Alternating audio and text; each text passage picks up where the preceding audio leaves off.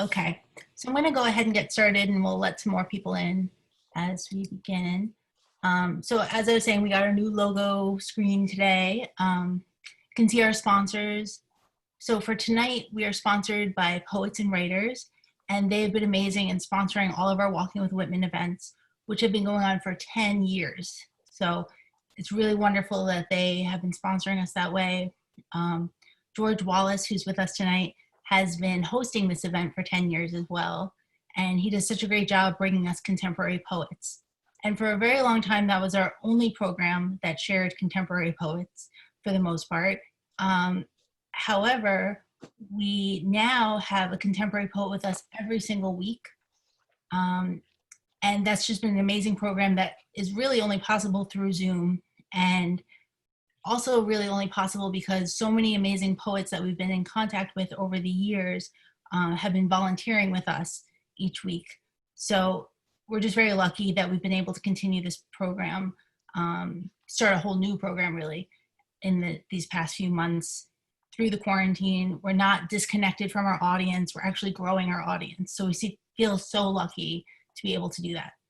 And before I switch the screen, I just want you to take notice of the lilacs there next to the house. They're very important, and I'm going to talk about them a little bit in a minute, but they were there during Whitman's time, and I'll tell you a little story about that in a second. All right, I'm going to come back, crossing my fingers. Okay, good. So before I talk about our upcoming events or anything like that, I'm going to introduce myself. My name is Caitlin Shea, and I am the Events and Media Director for Walt Whitman Birthplace. And in case you don't know, we are a museum that's located in Huntington, New York. And that house that you saw there is the house that Walt was born in 201 years ago. May 31st was his 201st birthday. And we're just so happy to be able to share that with people, to share historical facts about Walt, his life and times, and we give tours of that house. So right now we're not able to be open. We're still struggling a lot with that. We're in phase 4. We're considered part of phase 4. So we're not able to open at the moment, but we really want to encourage people to come visit us in person. And we do plan a virtual tour at some point, so look for that too. But I also want to say thank you so much to everyone who's here and has donated to us in the past few weeks. Your donations go so far in helping us come be with you every week and share contemporary poets' voices every single week. And we are struggling a lot right now, not being able to be open to the public, not being able to have tours. So every little donation just does so much for us. A small donation like $5 means volumes to us, multitudes to us. That's because it helps us show our sponsors that we want to get for our other programming that a lot of people want to continue hearing poetry every single week, and that there's a huge community out there for that. And this virtual stage is a great way of sharing that. So any sort of donation is so appreciated. And thank you to anyone who has donated. And I also want to say right now is a very hard time for many people, not just for our museum. So if you're struggling right now and you're not able to donate, you can support us so much just by coming to events like you are tonight. That also speaks volumes for us. We count all the people that attend, and that number shows, we're growing each week. There's more and more people who want to be a part of this. So thank you so much for that. Okay, so now I want to talk a little bit about upcoming events, and then we'll get into our event. I know it's a super fun one tonight, and I don't want to take up too much time. We have more people coming in. So this weekend is obviously 4th of July, which is super exciting. Tomorrow is 4th of July. And it's also the anniversary of when Whitman first self-published Leaves of Grass, the first edition. So at that time, he had written this book. He was rejected by a publisher, and his options were to just not publish the book or to self-publish the book. And thankfully, he chose to self-publish, and he immediately after that, was scrambling to try to get people interested in it, get people to just actually read it. And there's so much evidence of what a great self-promoter he was. He took ads out in newspapers, which is an odd thing to do for your own book at that time. And in that first edition of Leaves of Grass, he dresses as a carpenter.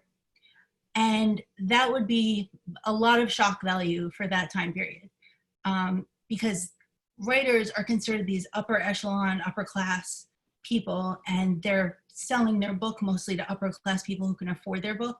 Books were very expensive. And what he did is he said, my book is for everyone. There's no upper class feeling to that book. He describes average street scenes that everyone has been a part of. There's no stuffiness to it at all. It's just sort of a stream of consciousness of what he sees and what he knows everyone else sees during their day-to-day life. So he's dressed as a carpenter. Right there, everyone who picked up that book, who could probably only afford one book a year if you're a farmer, would be fascinated by that, would say, wow, this book is for me. And then later on, he would go forward to publish his second edition in the size that was perfect to fit in a farmer's pocket. So he's really pushing the envelope here and saying, you know, this is for everybody and it's accessible for everybody. And that's just such a beautiful idea. He has a spirit of inclusivity that you can see it throughout his poetry. And so it's very valuable. It's also great to connect with him today because of that spirit. Let's see, 165 years ago tomorrow. So we have another event this weekend on July 5th, which is the day after 4th of July. It's this Sunday. And it is a virtual hike of Jane's Hill, which is right near the birthplace itself. And we know that Whitman visited the birthplace. And when he went to visit, it was totally locked up and he was not able to get in because the current owner of the house wasn't home. But he saw those lilacs that we all just saw in the other image. And that was definitely inspiring to him. He writes about those lilacs quite often. And for him, there's sort of a symbolism for youth and for knowing your roots. And that's exactly what he was doing when he came back to Long Island to see his childhood home. The family actually moved when he was 4 years old. And he wanted to see that farming community that he had been born into, because when they moved to Brooklyn, it was a very different community. Brooklyn was up and coming at that time, so it's much more urban. So he saw those flowers. Then he decided he would take a hike up Jane's Hill, which is the highest point on Long Island. And when he did that, he brought a notebook with him and he took notes. He wrote some ideas for poems. And that's what we'll be talking about Sunday with our tour guide, Andrew Rimby. He has a Ph.D. and he has studied Whitman extensively. And he'll be sharing those poems with us, the hike, the beautiful nature path. And you can literally walk in Whitman's footsteps this weekend. So I definitely encourage everyone to join us for that. I'm really excited for that event, as you can probably tell. And I want to talk about one more event and then we will get started. We have Rorie with us and we're going to share her music very soon. So the other event that I want to talk about is we have Karen DeMauro with us next Thursday, which is July 9th. And she'll be talking about performing poetry. And she will talk about finding the spirit of the poem that you're reading. So it's a way of tapping into the poem itself and finding what it needs to be delivered and how to perform it, rather than maybe everyone sort of has their own way that they always perform. You know, this is a sad poem, this is my tone for sad. But she talks more about reading the poem and giving it the life that it needs when you perform it. So definitely join us for that event. She's very gifted and we're really excited to have her with us. If you're not on our email list already, you can always email me, events, plural, at waltwhitman.org. I'm going to be putting a lot of links in the chat, so keep an eye on that. You can look at donating. You can look at our performers tonight. All of their websites will be up there as well. And you can also look at our upcoming events if you're interested in them and pre-register like you did tonight. Okay, thank you so much. And we're going to go right to Rorie right now. Hi, Rorie. Hello. Thank you for being with us.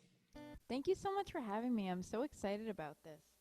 I feel like it's been like this booked like this. We booked this together like a while ago, and then I just saw it on my date book this week, and I'm like, it's coming, it's really happening.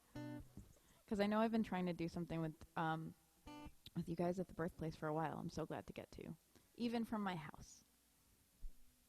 All right, I'm gonna sing you a few songs, and then we're gonna get to the poetry. This is a song called "Magic Comin'."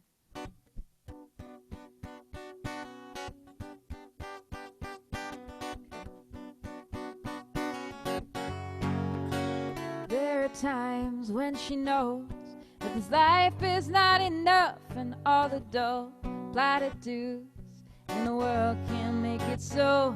Working hard every day for the bills she still can't pay.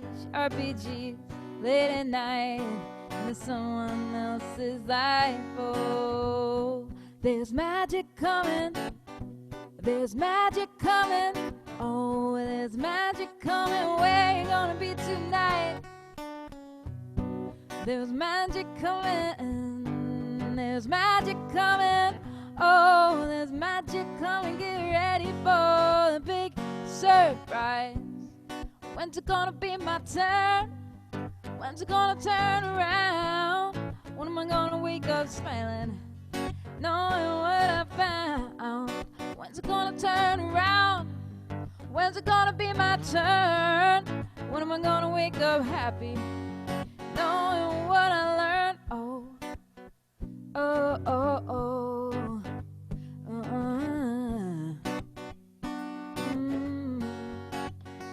And she lays out the cards to see how the day will be, and she turns with a sigh. It's another one of these, but the wind blows strong now. She knows it's only time, just a matter of time, till she spreads her wings and flies. Oh, there's magic coming. Oh, there's magic coming. Oh, there's magic coming. Where you gonna be tonight? There's magic coming. There's magic coming. Oh, there's magic coming. Get ready for the big surprise. When's it gonna be my turn? When's it gonna turn around? When am I gonna wake up happy, knowing what I found? When's it gonna turn around? When's it gonna be my turn? When am I gonna wake up smiling, knowing what I learned? Oh, oh, oh, oh, oh.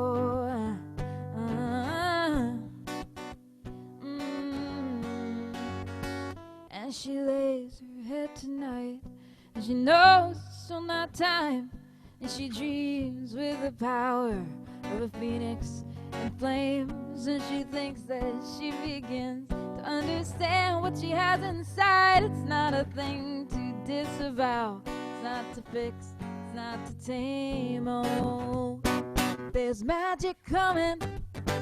There's magic coming. There's magic coming. Oh, there's magic coming. Oh, there's magic coming. There's magic coming. Oh, there's magic coming. There's magic coming. There's magic coming. Oh, there's magic coming in. There's magic coming. There's magic coming. Get ready for the rest of your life.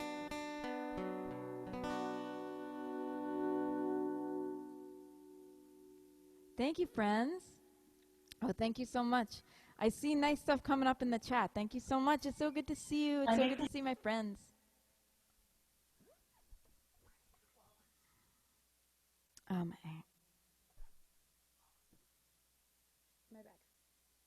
I'm so sorry. Of course, the moment someone needs something from me in my house is the 3 minutes I'm performing. I'm sorry.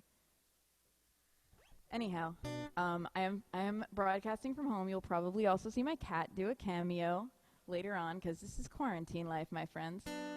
I'm going to play you guys a song called Let You Down, and I hope that it doesn't.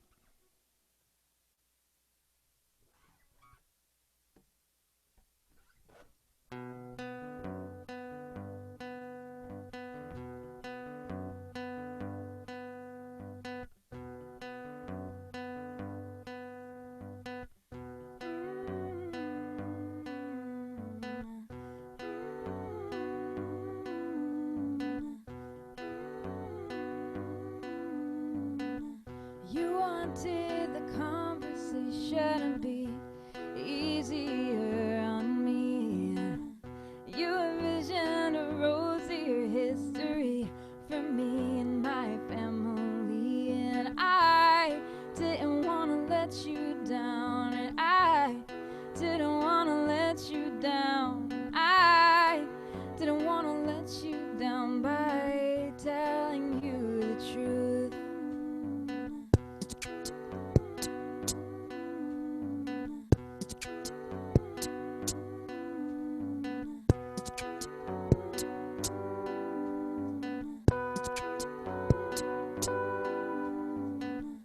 I'm not walked the usual path, and I have not regretted that. But just by going differently, so many others have misread me. I did not attack your ways just by choosing my own. I did not eschew company, I just find myself alone. And I didn't want to let you down, and I didn't want to let you down, and I didn't want to let you down, so don't come back around. You say the parts that you don't like are not the real me. I am finished shielding you from what you don't wish to see, so that you could be more comfortable around me. Go ahead and be uncomfortable. It never killed anybody.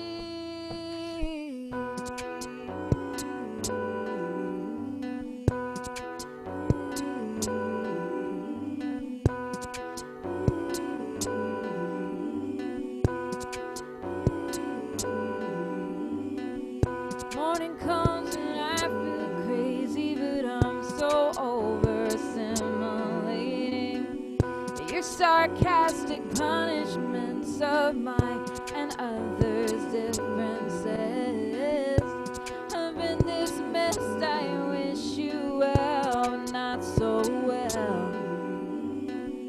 I'll continue letting you put me and others through hell.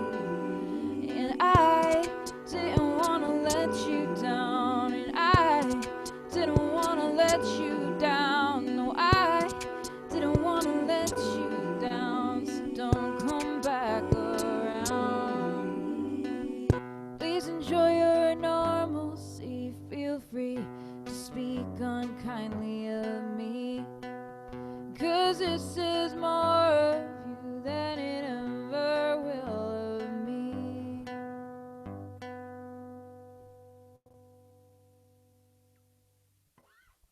Thank you, friends. Thank you. I see you guys clapping in your little window screens. Thank you so much.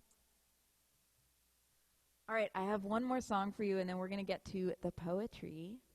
This is a song called Lying Streak. If you like what you've been hearing, you can find me on the internet, and I actually do live streams every Monday from my Facebook page, which is just Rorie Kelly. If you type Rorie Kelly into Facebook, you will find me, RORIE KELLY. It's called Monday Night Muses, and it's every Monday at 8. I also gig in real places when I'm able to. It's a little bit slower this year because we have to be really careful. Anyway, this is a song called Lying Streak. This is a brand new single. I just released it like a week ago. It's on Spotify. And this is a song about being an invisible minority. We just had Pride Month. We just got to the end of it. Now it's July, but we can still be prideful. We can be prideful all year. This is a song I wrote about kind of coming to terms with being bisexual in high school and coming out and to myself and to others, which, as anyone can tell you, is kind of a lifelong process. You got to just keep doing it because you keep meeting new people. Anyway, this song that's what this is about. And if anyone is going through that process, this is for you.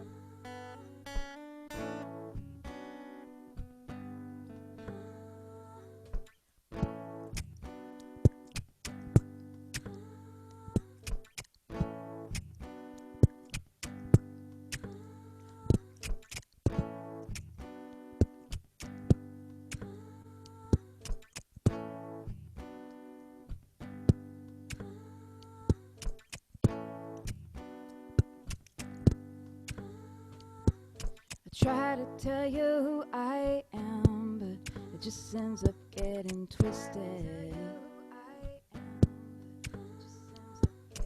Walk away thinking something that was never what I meant. It was never my idea to go in any closets. People just stuff you in there in tight storage boxes. I fight my way out again and again, and still you think it was me who was confused. I'm on a lying street. I didn't mean to be. I'm hiding, I'm hiding, I'm hiding everything about the real me. Real me.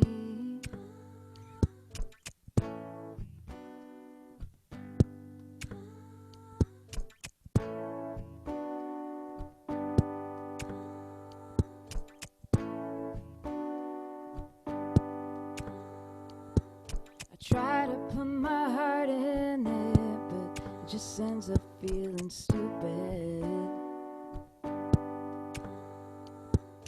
Walk away thinking something that was never what I meant. I try to let go and just be myself, as anyone ever found that helpful? Even know the real me is these days.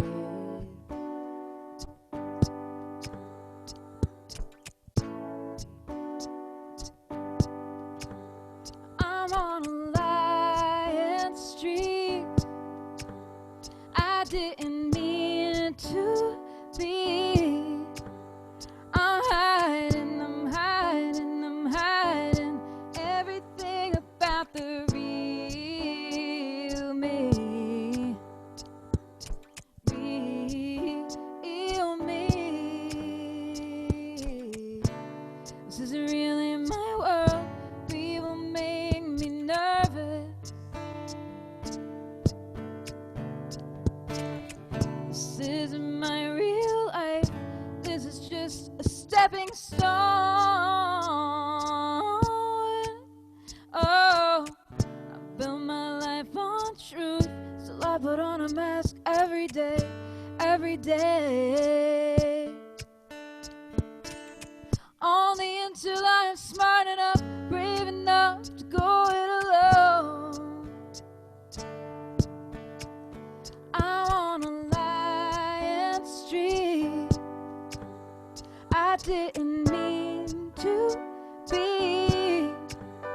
I'm hiding, I'm hiding, I'm hiding everything about the real me.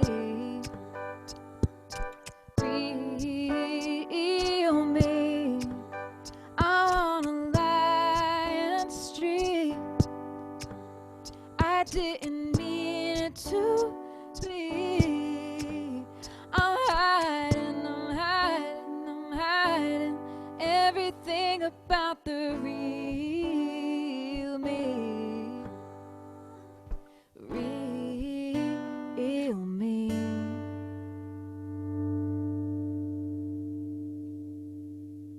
Thank you so much, friends.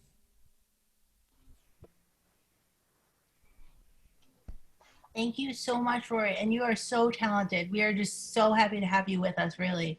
Thank you so much. I'm so happy to be here. And you do so much for the community too.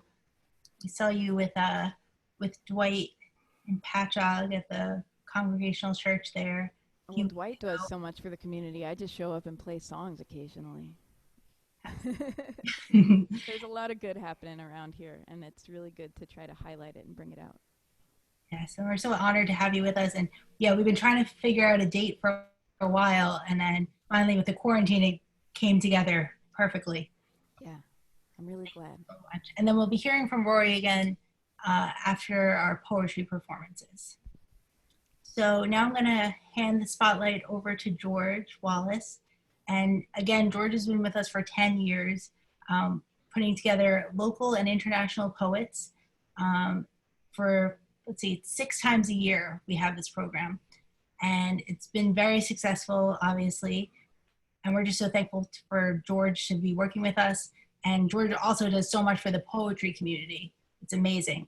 So we'll be posting links for him, for everybody in just a few minutes, and they can check those out.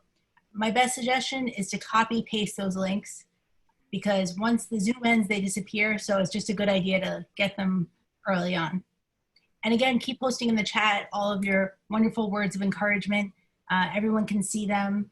And to our performers, I suggest you scroll up after your performance so that you can see all those lovely comments. All right, so George, take it away. There we go. Hi, George. All right. Thank you, Caitlin Shea. Can you hear me okay? Yes, perfect. Great. Well, first off, I want to say thank you to Caitlin. She's taken over this this program and many of the programs and developed programs at the Walt Birthplace in the past 6 months to a year, and really brought it up to a new level. So, you know, Cynthia Shore still leads the Walt Birthplace, but Caitlin's impact has been just unbelievable. So I want to personally thank you for all the good work you're doing, Caitlin, and building this audience for this program. Yes, as you know, we've been doing this for 10 years and we've tried various formats, but it's really nice to be able to do this online, to do it by Zoom, because we can bring in people from other parts of the country and even internationally. And as we're bringing in people to perform for us from all over the world, that makes it possible for their people to interact with our people, or at least to hear what's going on here in Long Island and vice versa. So this is a good thing that's happened with Zoom, and I'm almost going to regret it if and when it's over, because it's doing some good work.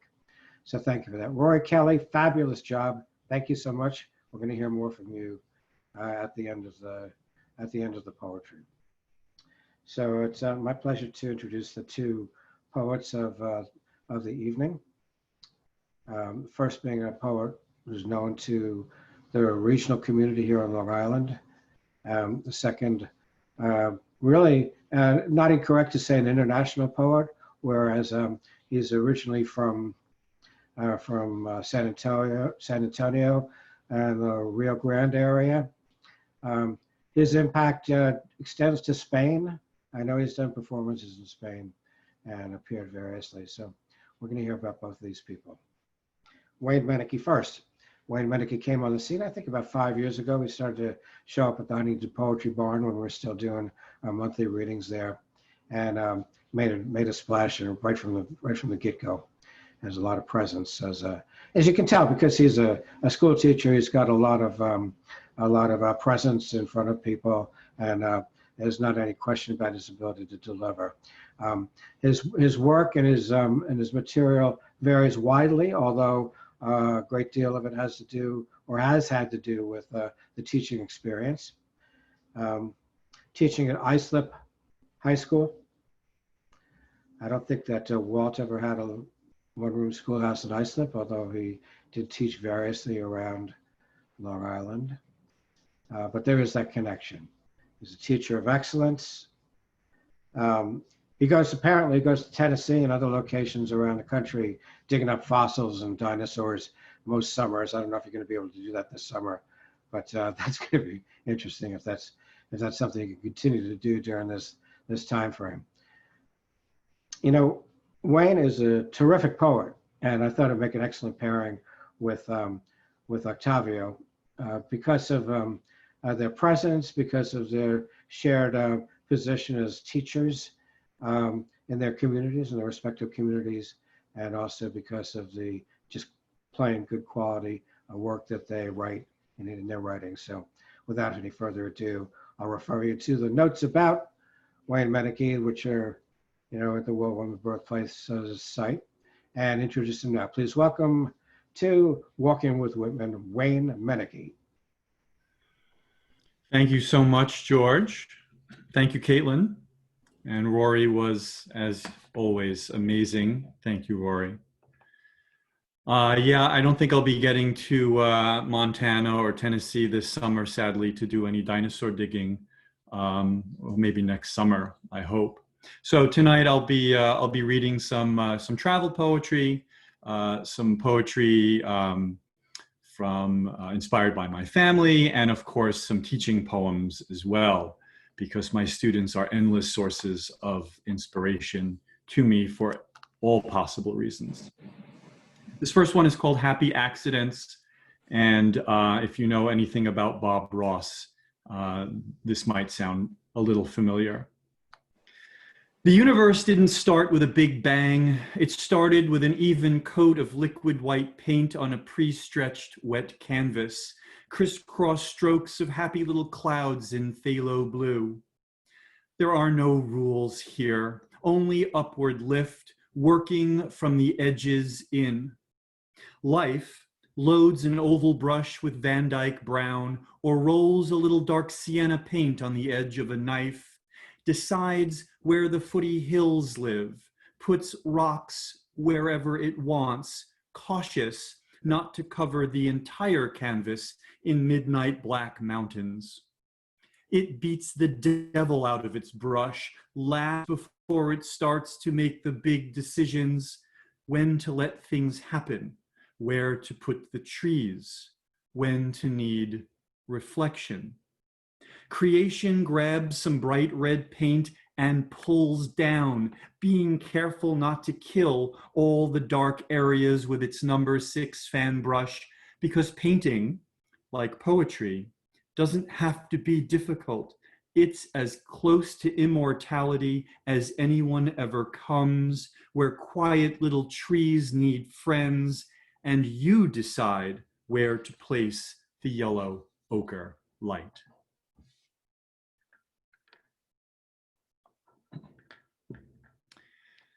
Thank you. This is, and the next series of poems is going to be 5 poems together as a kind of a set. Last summer, I hiked with my friend Michael through Japan, and we traveled through what's known as the Kumano-Kodo Trail, which is a pilgrimage hike. It's a World Heritage Site. The first emperor of Japan is said to have hiked this. And basically every day you go up a mountain and then down a mountain, and then you sleep in what's known as a ryokan, which is like a bed and breakfast, like an inn, a traditional inn. Then the next day, bright and early, up a mountain, down a mountain to the next village. So we did that for about 5 days. And one thing to know about doing this, it's a spiritual kind of event. It's amazing to be witness to nature, and the Japanese believe that there are kami in everything, little gods in the leaves and in the stones and in the trees. There are shrines and statues all along the way, and so these poems are 1 poem for each day that describes what's known as mono no amare, which is aware, which is this feeling of awe that is fleeting, and it is the awe-ness of nature, that the transience, it's beautiful, and then it's so brief, and then it's gone. So number 1, 1 step, 1 breath, 1 meter. Limber lost 6 hours in Japan's dreamwork clouds. I rest, stone-faced like bodhisattva statues, protected for the afterlife in bright red bibs. I hike through the door to the bay, far south from Edo, and travel east, where every sacred stone is within reach, yet nothing divine is within touch. I cross a bridge of great crow length on the first day of the 8th month. Deep green hills hold up heavens, sound of water falls into water. Here, the 3-legged raven guides the will of the divine along the Kumano-Kodo Trail. Thick roots break sticks, break strides, then yield to footing soft with moss, inches thick with green. The math of paces solves syllables of exact footfall. 1 step, 1 breath, 1 meter, 30,000 times. I settle in, spend nights in ryokan paths, onsen baths, the unreal dwellings of tatami-matted rooms. I shed rain gear, squeeze yellow sweat from sore boot bones. Buckwheat pillow sleep unwinds tracks of cedar and fern, needles and mist, each one a poem measured in mantra, the only poem rehearsed in the long march dream. Every step the first step, all eternity stretches back to yesterday. 1 step, 1 breath, 1 meter. 2, strength of trees. On the 2nd day of the 8th month, I brave a test of faith, crawl through cave wombs of stone, a newborn body delivered into nature. I twist into shape, back arched, turtle bent in reverence to monoliths and cedars, then hike with the ghosts of nobles through the ether of gods. My trace is set in thousands of stone steps. The mountain pass south of Kyoto, where pilgrims worshipped trees and deities. The Bodhisattva statue of Jizo accepts my coins in the split of his spine, a plea for relief from a pack of 20-pound back pain. I exchange nirvana for safe passage home. My mossy steps stamp out panic and doubt and face the aching moments that purge my body and spirit of past lives and present impurities, just as sunlight peeks through the supernatural clarity of mind. Triumphant dialogue, born through shocking shafts of detail, split between stands of trees, dazzling my eyes and shoulders, limbs and core, the shine I wear for you to find my heart inside. 3, stones of Kami. The trail of 8 million deities drips with the steady rain of Kami, the gods and spirits of highland time and towering cedar time and crumpled earth time and derelict tea house time. And now I hike 70% inclines, awaken torrents of mountain runoff, shake loose the holy souls from soiled boots. This trail is indifferent to the ascent it places at my feet. I bear amulets of perspiration and shoulder totems of exhaustion, add the 4 humors of man to a spate of waterfalls, and offer gifts of coin to shrines sashed sacred with length of laid rice rope. Slick stones hide from maps and charts, trail markers moss over in centimeters of myths. This trek is cloaked in a test of faith. The 3-legged raven safeguards the journey, divine messenger of thick fog time and breathing forest time and tough leather boots time and cloud mountain time and village mist time. And by the 3rd day of the 8th month, it's night, and buzzing spirit of journey rests. Sweat-heavy boots empty and dry. Pack-weary shoulders ease. 500 nearly vertical meters of cold cobblestone steps replaced with sleep. Fiddleheads seize in moonless dark. Pilgrimage secrets revealed. Everything slick is a deity. Testing my worth against thousands of years of pilgrimage, thousands of hours planned, thousands of seconds hiking this path of thousands.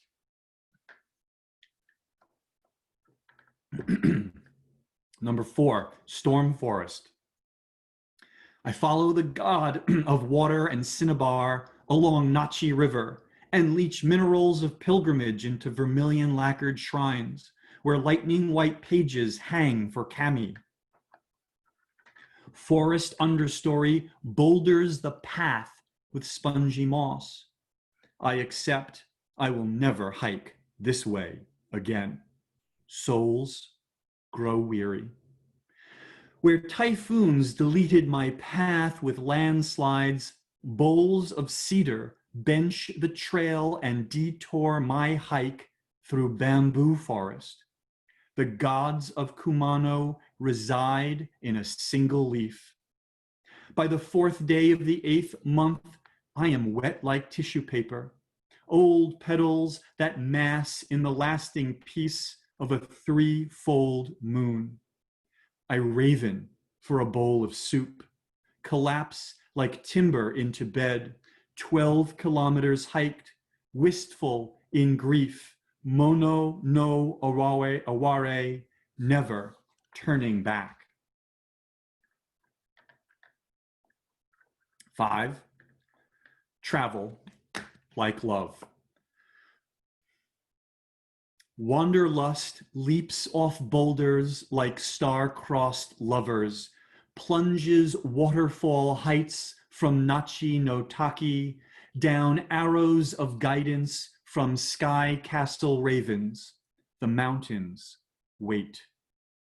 I hike until no one knows my name, lose all direction in clouds where 1,000 freedoms ring foreign and true. On imperial routes, I pay coins at temples, ring bells, bow twice, clap twice, make prayer. I bow once more and complete the ritual, everything wild possessed with spirits, cleansing the realms of nature. I pass 99 sacred shrines on a sacred path to a sacred town, to the 2nd floor of a not-so-sacred inn. On the 5th day of the 8th month, I trade hiking boots for vinyl slippers, perform nightly ablution in healing waters, hot spring rites of purification. The proud Ryokan innkeeper studies my grasp of chopsticks, inspects sashimi and rice for my liking before sleep, before tomorrow, when I sit, bullet train backward, rolling 300 kilometers an hour, a Tokyo-bound bento box on steel wheels, tunneling through mountains, impolite to the laws of nature. Mount Fuji skims by like a ghost cloud. I lean into turns on tracks, ride long conversations with practiced ears, listen for the shadows of sound hanging on signs and posters of kanji. Farsick and vague, I am the phantom limb of elsewhere aching. I live once with my family, twice in my travels, thrice in my dreams, where moonlight draws circles heavy with closure, undimmed by love affairs with mountains of loss, heaps of reflection, and the genius, power, and magic of longing when travel is over and this journey comes home.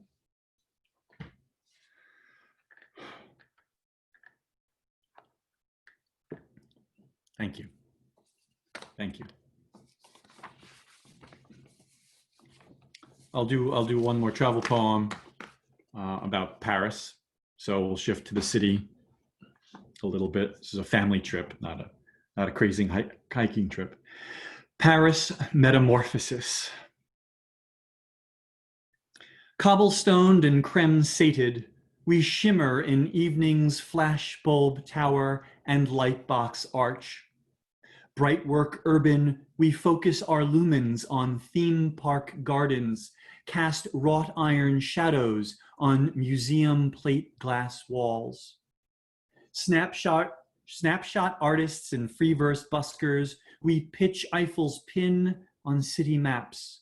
We spy unicorn tapestry along sidewalk cafes, twirl skirts of flags in blue and white and red wine smiles. We bargain 12 miles on weary feet. We are midnight sleep. At dawn, we gallop garden paths, Lamarck's giraffes crest crowns on stilted necks, and catch fresh baked scent of thin baguettes, pear brie with crusty heels under gargoyle tears. Spread thick fiction on green park benches. Reverent and rapt, we are all things deep and metro. Roman baths and cellar urns, the recessed therms de Cluny. We inter ourselves to crawl space quarries in cool spiral tunnels. Explore the lore of catacomb bones and tomes of curiosity. Clockwork tourists and lockstep backpackers, we trawl the Seine for fragrant courses, perfume the days in boulangeries, chocolateries. We are scaffolded beacons and Ferris wheels, flambéed in crepe Suzettes. We are dinner plans with pyramid views, glassy points and starry nights, museum shops and blue striped tops, hotel home when headrest flops on monuments and Regency at the corner of Liesel and Rue de Rivoli. Thank you. Got a lot of thunder and lightning going on outside my window right now, so it's a bit overwhelming almost. This one was written from my wife. This is called Goddess. Descendant of mitochondrial Eve, you are a gift made of gifts. Heiress to manifest treasures and potency, you bestow beautiful features upon our daughter. Goddess of brown eyes, creator of constellations of lashes, architect of new fingerprints and ombre hair, you deliver the delicate gut punch of life, star birth with a chance of winds. You are all animals and birds, matter and energy, momentum and heredity, grand, unified theory. You design galaxies' spiral center, swallow my skin in gravity's window, a singularity that whispers beautiful pinpricks into the ear of a collapsed body. To escape you is to exceed the speed of light. I cave instead, rotate the slow dial with Venus, whose day lasts longer than her solar year. Place of divine places with many homes to enter and dwell, you are multiverse, reckoned by the invention of family and a life so much better than I deserve it to be.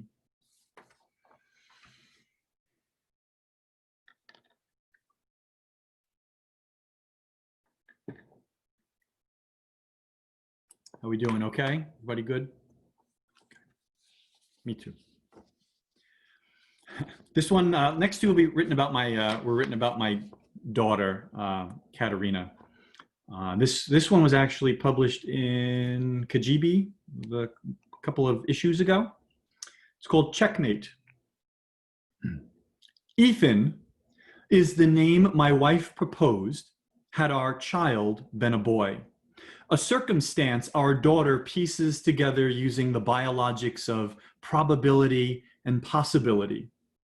She wears the name bodiless under her blanket robe, dresses herself in fantasy school dynamics, lunch table nuance, the twinges of sports and scouts, undercurrents of inequality during craft time and role play, life as male.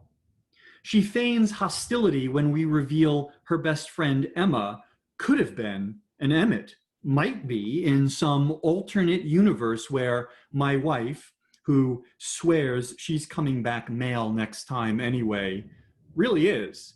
Gender norms reshuffled.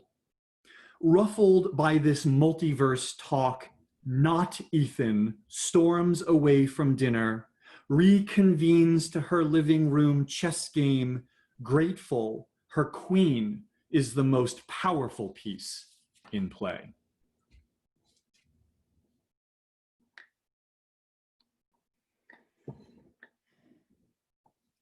This next one is about some of her misgivings, I guess, about starting middle school last summer, or at least just that transition from elementary to middle school.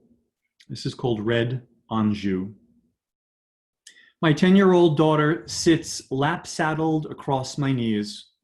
A sun-flushed summer diva, she lounges tender with bug bites, counts out mealy bruises, hips to ankles on freckled pear skin, a bud sport cultivar of welts reaped from a fading solstice season. Sharp-shinned student athlete gripped by tween gossip, she packs her universe into a pencil case, leery of middle school's start, overripe with the giddiness that clings to orchards of crayons, colored like autumn. That's that weird feeling everybody gets in September when the school year is about to start, and it's like, oh, teachers get it, students get it. I think people who don't go to school or teach at a school still get that weird September feeling. I don't know what that is. I think it's just a universal thing. The next couple of poems are inspired by my good friend Russ Green. We have some interesting conversations once in a while. And this first one comes from a conversation we had about the universe being made of alcohol. It's called It's Ironic How Ironic This Is. Russ says the center of our galaxy smells like raspberries and tastes like rum.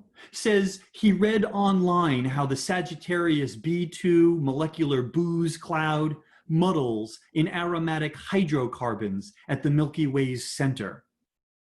Deep down, I wonder if I trust this kind of news anymore, especially when humanity's cosmic commentator, Stephen Hawking, dies on Einstein's birthday, the eve of the Ides of March, Pi Day 3.14, the day when science and math celebrate a circle's dimensions. But the greatest mind on Earth leaves our irrational globe, plunging civilization into total intellectual chaos, a galactic happy hour inebriated on vapors like unchaperoned high schoolers. I don't care how many licks it takes to get to the center of this galactic lollipop, or how many raspberry mojitos we can pour from interplanetary organic molecules, because I'm all jammed up teaching high school science, a 20-year gig spent baffling my students who, I swear, lose precious IQ points every month from September to June as senioritis intoxicates attention spans. But I'm still here, pushing wagons full of broken science experiments up and down the narrow back hallways of my own little schoolhouse universe.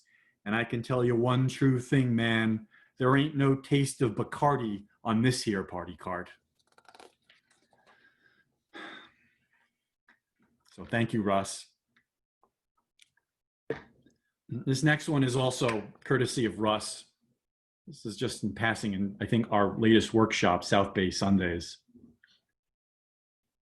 Hypothesis. Russ says his favorite word is serendipity. I prefer apoptosis, pre-programmed cellular death, a response to failure of homeostasis. But is dying failure? Work isn't failure. Marriage isn't failure. Stress isn't failure. Writing isn't failure. Rejection isn't failure. Divorce isn't failure. Anger isn't failure. Pain isn't failure. Belief isn't failure. Inexperience isn't failure. Living isn't failure. We grow old until we get bad at it, and people and organs and tissues and cells do what they're intended to, burn their chromosomes at both ends, betray us the same way they sustained us, astonishingly.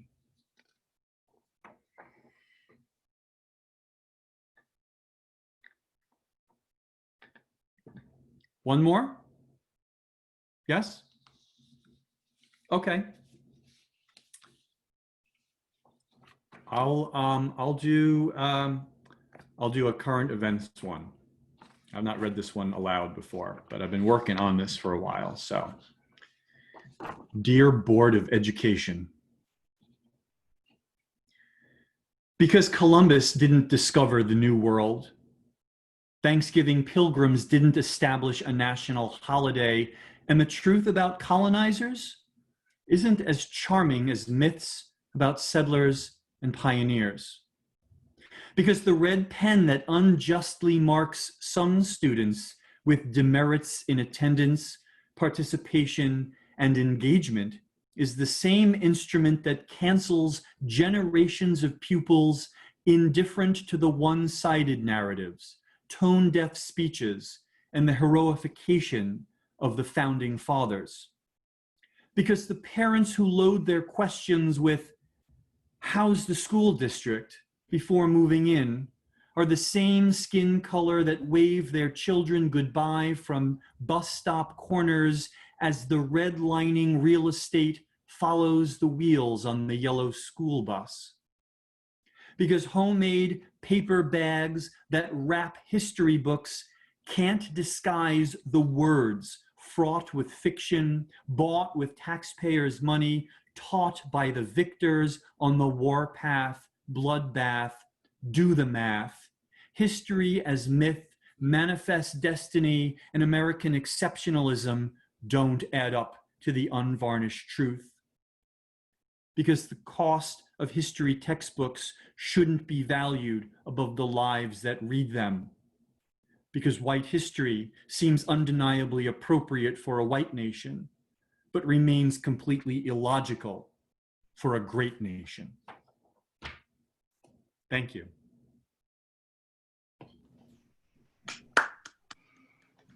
Thank you so much, Wayne. That was amazing. Thank you. I felt like we were tempting fate with the lightning, but it worked out. Remained on the internet, and that's what's important. Thank you so much. And that added to the ambiance of it, really. We're traveling with you. All right. And George, I'm going to go back to you. Back to me. Wayne, terrific job. Thank you so much. Good job.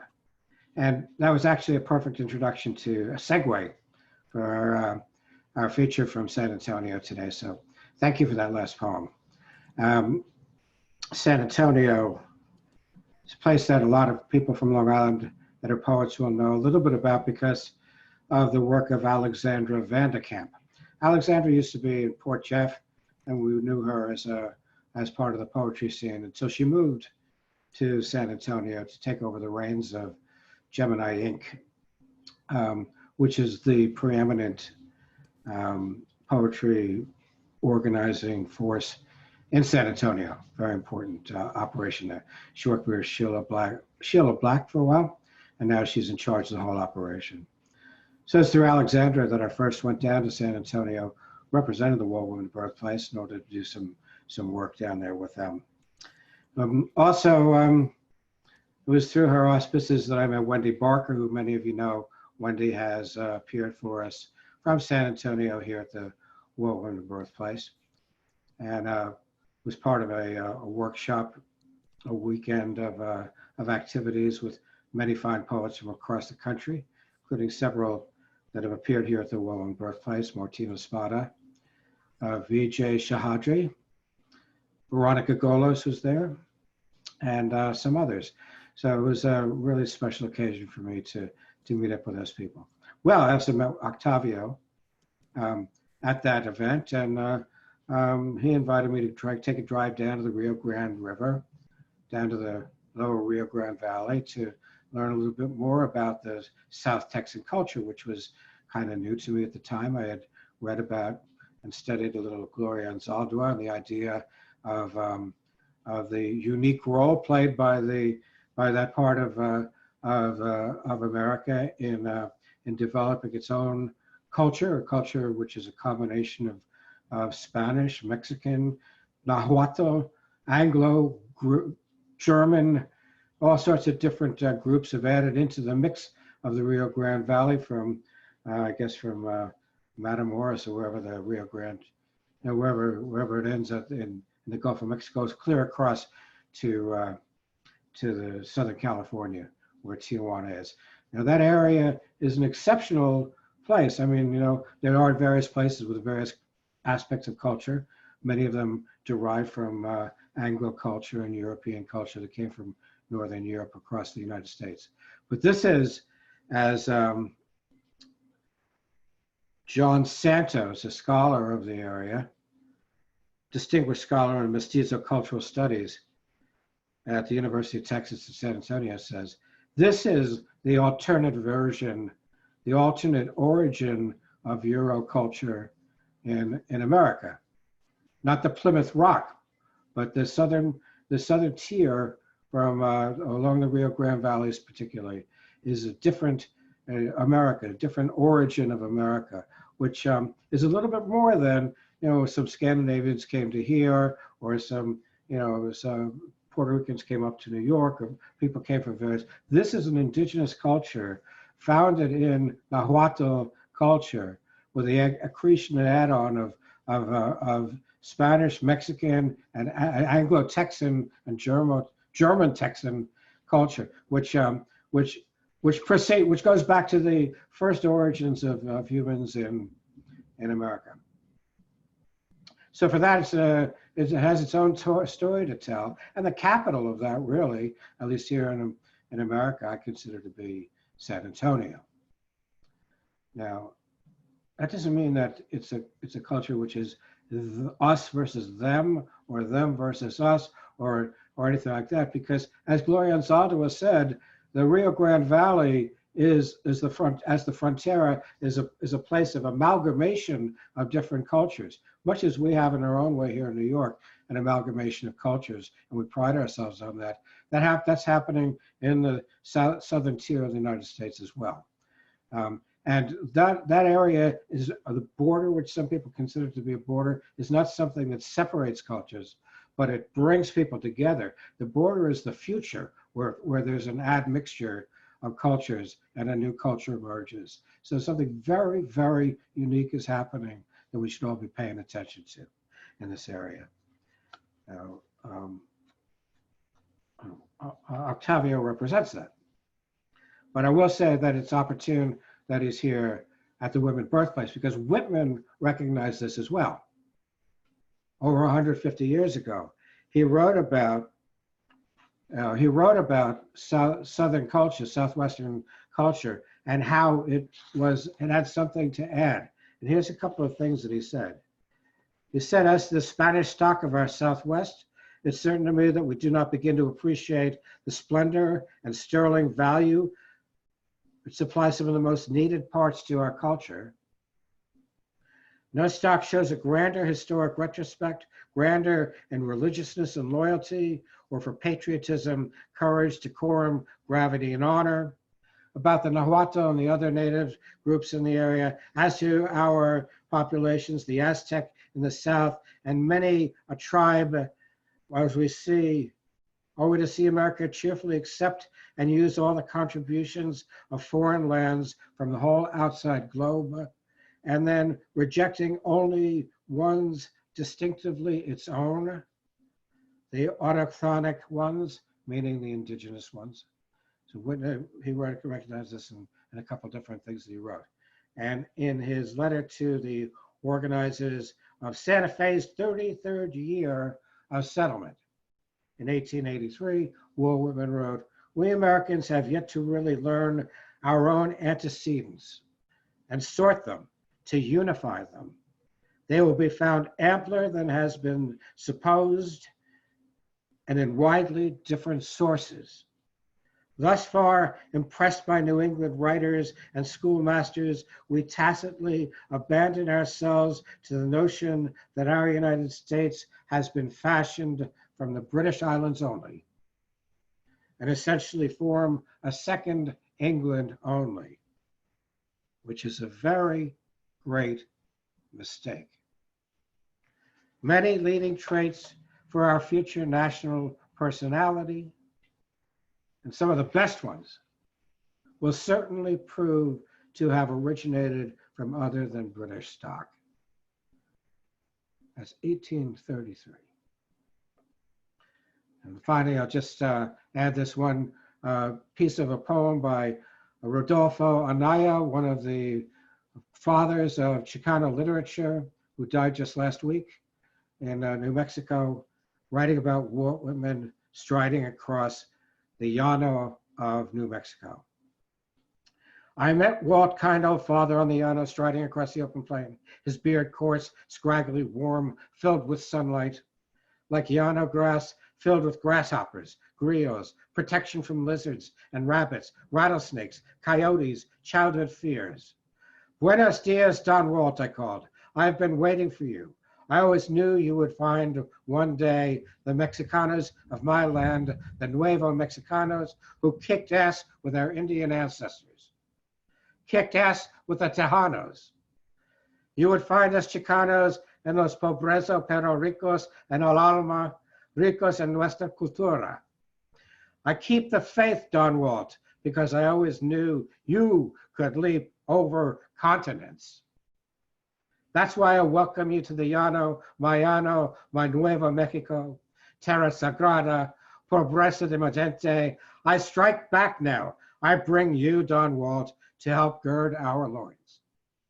Chicano poets of the revolution, let him fly with you as your squadron of words fill the air over Aztlan.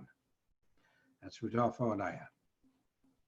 Much as he welcomed Walt Whitman to the Southwest, today I welcome Octavio Quintanilla to us here at the Walt Whitman Birthplace on West Hills, Long Island.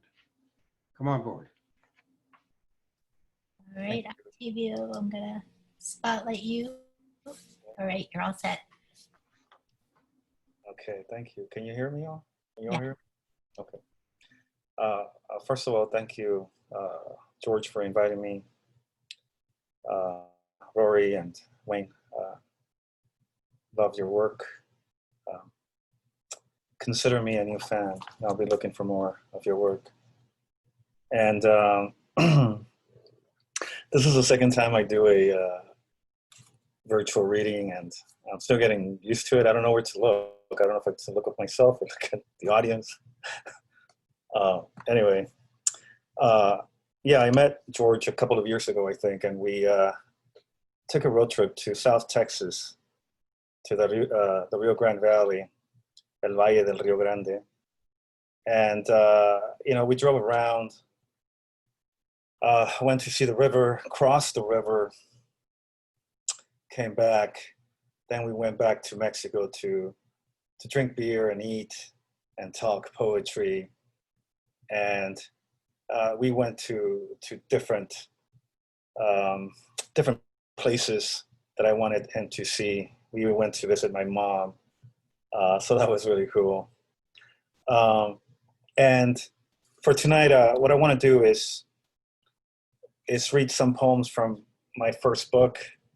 It's called If I Go Missing. And I hardly read poems from this book anymore, but I think it's appropriate for me to read them, just so you can get a sense of one sensibility, poetic sensibility from the borderland. This book I wrote I published it in 2014, and it took me a long time to write and put together and publish. It took me about 7-8 years to do that. And the whole book is about, I think it's about place, and that place is precisely that place that George is referring to, the Rio Grande borderland. So I'll start with this poem Oh, by the way, and then I'll read a few poems from the book, and then I'll read a few poems from my new manuscript, and then I'll show you some work, some visual poetry that I'm working on. How many minutes do I have? About 20, 25? Just to confirm. Like 30, 35, around there. Okay, perfect. So I'll keep timer, because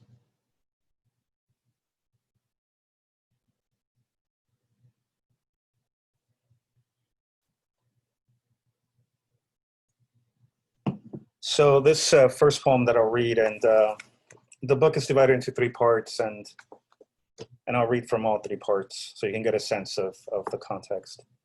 It's called Sonnet for Human Smugglers. Take care of them. If they want water, dump them in the river. If they crave freedom, let them loose among rattlesnakes. If they want to breathe, let them breathe dust.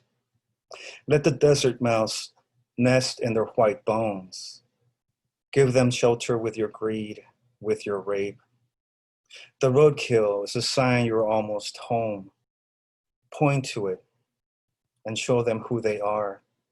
Their life is a documentary, a newscast. But for you, everything is possible. You're the map that leads them astray. Priest leading a funeral procession. Load this cargo. Break them with promises.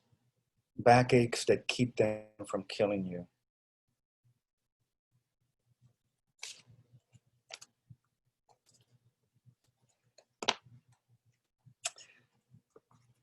And I'm going to read a few poems that I hardly ever read, but I'm going to try it out.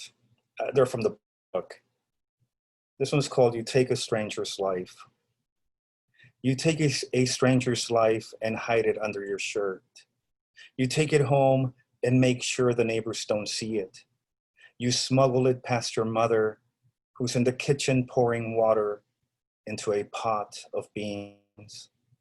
This life you've taken fits under your mattress, cries like an orphan pup, and you hush it with promises to release it. But you won't. You've always thought it was a good idea to have a life to spare, like the spare tire in your trunk, just in case someone came along and took yours.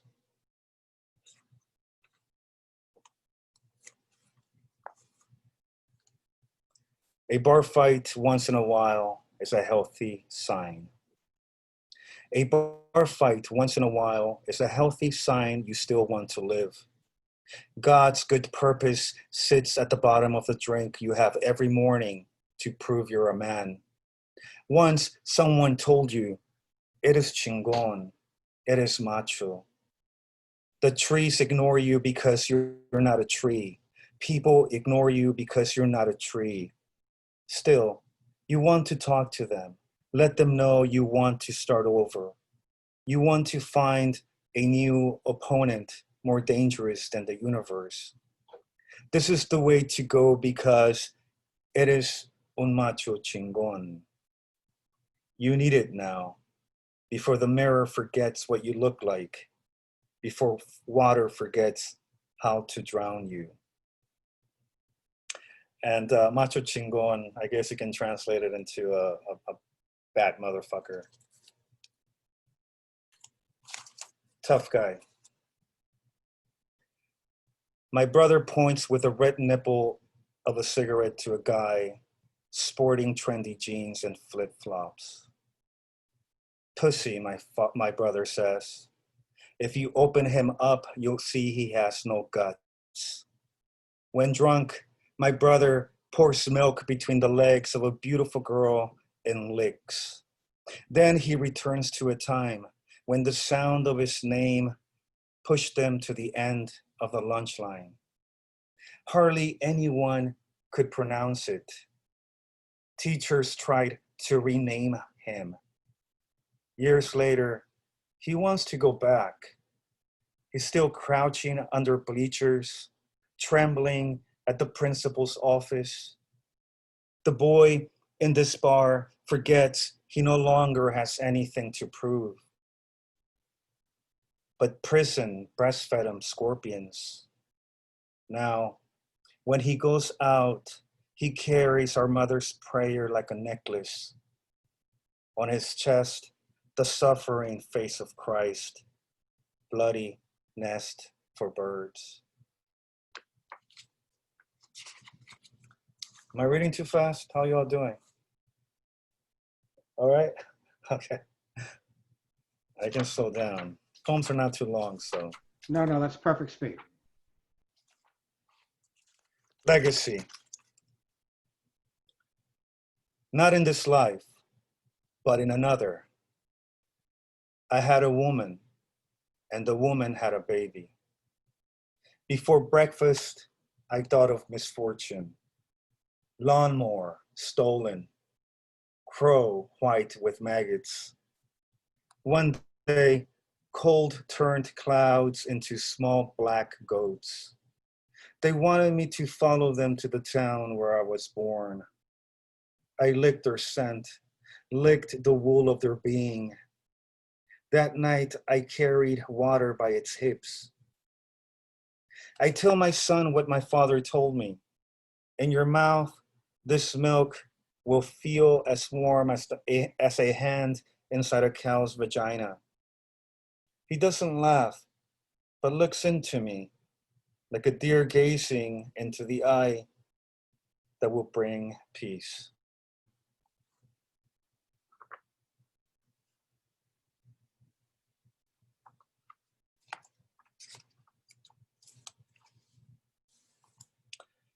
There's a poem called My Parents Can't Recognize the Country of Their Birth. And just to give it more context, my parents, and I'll talk about it when I read some of my new poetry. My parents moved to the United States in 1992. And then in 2010 or so, the cartel violence got really bad in the town, where they lived, that it was hard for them to go back and visit their home, our home. And this poem speaks to that longing of wanting to return to a country that it's too dangerous to return to. My parents can recognize the country of their birth.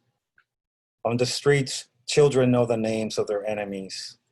Grandmothers no longer close their eyes at the sound of gunfire breaking a neighbor's window. Towns and villages are empty. In the cities, men and women bury the details of their lives in coffins. Caution is the prayer of the day. In a bad dream, at least we know beforehand who plots against us, who trails our children on their way to school. In a bad dream, we wake to know we're dreaming. But here, few are lucky and many are born with their future fixed around their neck. My parents returned to Mexico and daydream. One day I'll go back and wait for my grandchildren to visit me, my mother says. My father wants to go back and harvest the fields he worked as a boy. I remember those fields. They belonged to my father and to his father before him. In those fields, cows and goats grazed on sunlight under a sky so wild and so blue that it was impossible to imagine any other existence.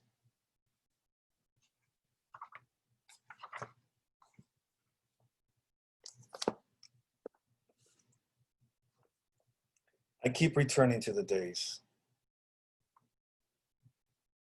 I keep returning to the days before I began to lose my hair, to the days before I lost a tooth in a bar fight, to the nights when the love of my life was not much older than my oldest daughter. I'm not lost. I'm here, a bystander at the margins of this great universe where there is no such thing as miracles. Mary never had an immaculate conception. Jesus never rose from the dead. Those who sleep well at night have never had their wrists slit by worry. The rest of us, potential suicides. Let's face it, it's hard to keep a straight face once our disappointment puts on a gray coat, a black hat, and drives around the city looking for God, wanting to know the truth. Documents get burned every day. Things that evoke memory also get lost. Some are left behind at bus stations or at parks where people set themselves on fire with loneliness. But there must be a star in this great galaxy that knows the true place and time of my birth. I'm driving again, lit by the car's headlights. The road seems to go on forever.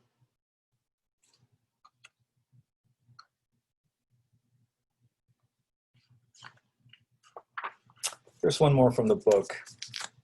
And I'm just skipping around, but the parts of the book, I guess I divided them into themes, I guess. The first part is a little bit lyrical, the second part's more political, and then the third part's a little bit more, I guess, discursive. A little bit, poems are a little bit longer. So I'm reading from the part 3 right now. Oh, there is. The last time I got wasted was the night I lost my wedding ring. God knows where I left it or who took it. If I could remember, maybe I would realize I flipped it out the window as I drove home from the bed of a one-night stand. But I don't remember. I pondered for gas, I said. And for the first time, I saw a wrinkle on your face. I hated wrinkles my whole life. It was hard to look at loved ones in the eye. I always saw my old leather shoes, my father's belt. I wondered if you wanted to keep going, if you would keep the promise you made one crazy drunken night to wipe my ass and feed me if ever I broke my back and couldn't move fingers nor feet, not even twist a smile to say thank you. We laughed at the thought and you said, yes, yes, yes. We've been here long enough, so long I can't imagine not growing old, like hands poking at the dawn, talons scratching a small mirror where our faces remain dust. But I still wonder if you're more than this, more than mirror, more than dust, more than our 12-year-old daughter confessing to a classmate she's in love. Her giggles brought you to tears as we eavesdropped on news not meant for us to hear. She's old enough, I said. And you said, for what?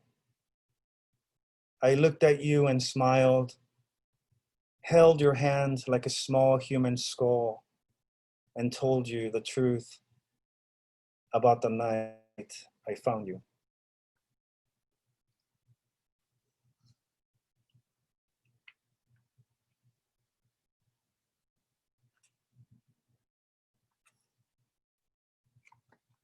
So that's the book. I'll read some poems from I'll read some poems from my new manuscript. And you know, I'm getting used to reading you know, through a computer screen. I'm used to seeing faces and hearing sounds, so I feel like I'm reading to myself, which is kind of cool. Practicing, because as you can tell, I didn't practice my reading before I came on. So the new manuscript, I've been writing it for a long time, even before I published my first book. And I think the second manuscript, I'm becoming really happy with it because I'm saying everything that I wanted to say in my first book, but I didn't say in my first book. And it has to do with migration, dislocation, and it has to do, a lot of the poems have to do with my experience living in Mexico and then coming to the United States when I was 9 years old to live with my grandparents or my grandmother. My brother and I, I was 9 and my brother was 8. And my parents stayed behind. And that experience, I guess, I think it's in the first book, but I'm the only one who can see it or can read it. The poems seem to you know, for somebody who's not intimate with the poems, those poems are about something other than the experience that I'm writing about now. So, so I want to read some poems from that manuscript. You know, they're not just about that dislocation, you know, emotional and geographic dislocation to move from Mexico to the United States when you're 9, and everything that you lose and stays behind when you cross the Rio Grande. But, you know, there are also poems about my father who died in 2015. And now I'm writing about that.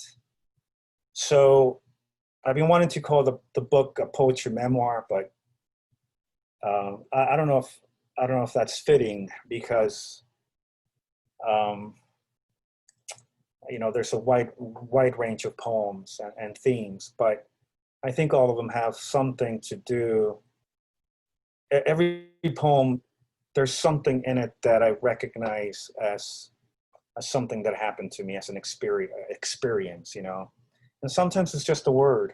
It doesn't have to be the event itself. It's a word that I remember or that evokes memory in a very intimate manner for me.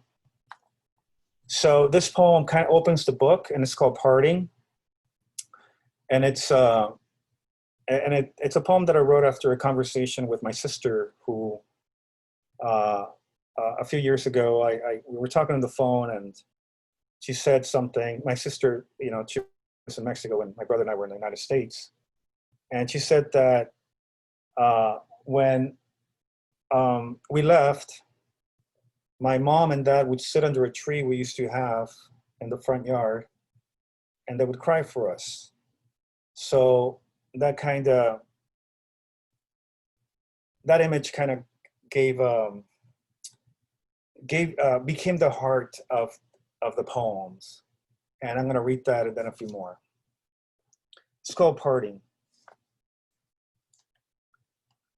There was a time I had no word for darkness. And so I said, darkness. I had no word to say devotion. And so I said, 2 sons grieving one mother. A time came when our parents sat under a tree and cried for us, their sons on their way to a new country. When I tried to return to my boyhood, sometimes I end with my head on my mother's lap.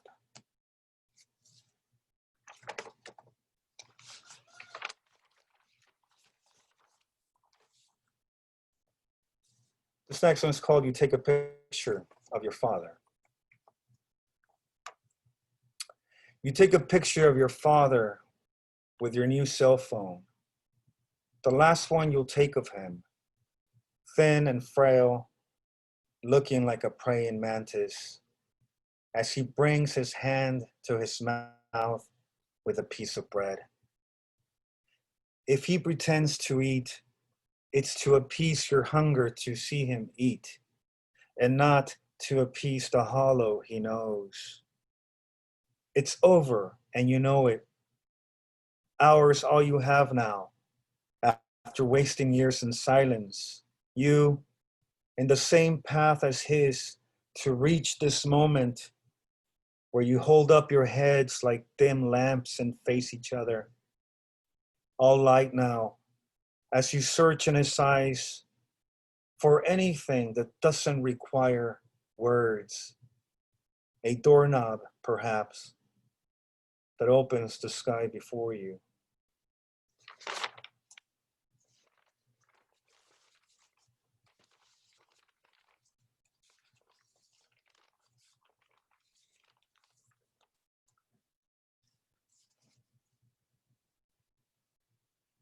This is another one about, my father, I guess. Poem writing a suicide note. By the time you begin writing this poem, your father is dead. This time it's for real. Unlike that poem you wrote, in which you have him fall from a ladder, cracks his head, loses memory, but doesn't die.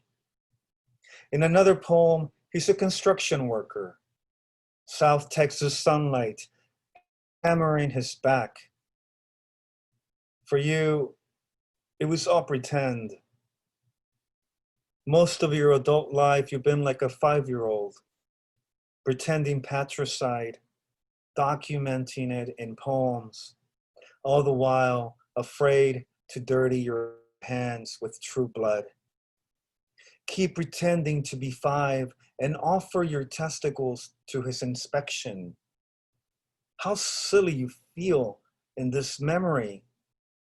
Such a tough guy now, knowing there was nothing shameful or perverse about it, just a man making sure his son had the balls to rise against him if necessary. How much pretending must you do? How small you are in that mortgage you'll never finish paying, the student loans you drag to bed every night. How much longer will you pretend the world does everything right and all you do in the world is wrong? If you could only believe one last time that missing someone can be infinite, can outlive you, pretend for your sake that maybe it does, maybe it doesn't.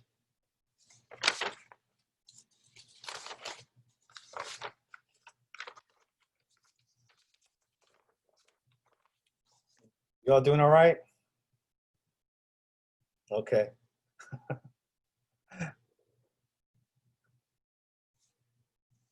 Playing house.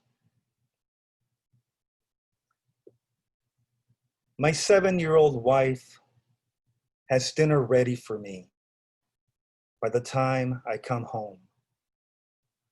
I am a year older than she is, and we have 2 children, though we're not sure of how we got them.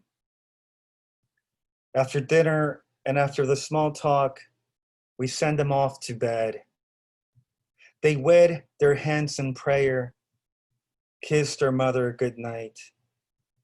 We want to say, God will bless you, but don't know how. They're fragile in our eyes, and in God's, we are already falling apart.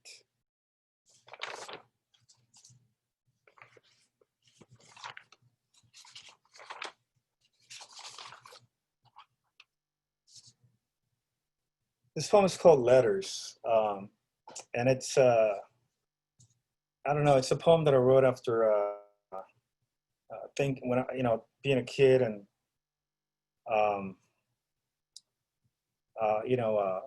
in Mexico and hearing your grandparents or your grandmother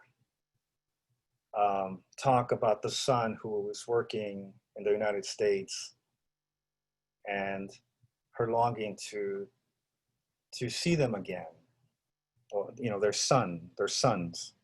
It's letters. It's okay to dip your bread in milk. Make it soft for your toothless gums as you listen for the mailman to bring a handful of news from the son you haven't seen in more than a year. See how the afternoon sits on a bench and looks at your sleepless house. Hundreds of miles away, The Rio Grande overflows and doesn't care if you live or die. So make tortillas or give yourself to decay. Throw yourself into the knife, longing that cuts the minutes into tiny eternities. The next time you thirst, drink his whispers.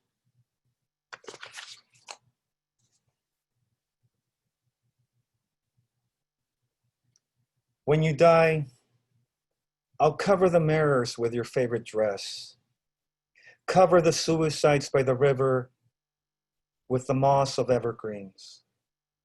Branches in the air mean the trees bear witness. They see it all. The drowned end their journey at the foot of our doors. Have you named the distance that misses you? With my ear to the ground, I hear your prayer. You about to die in another country.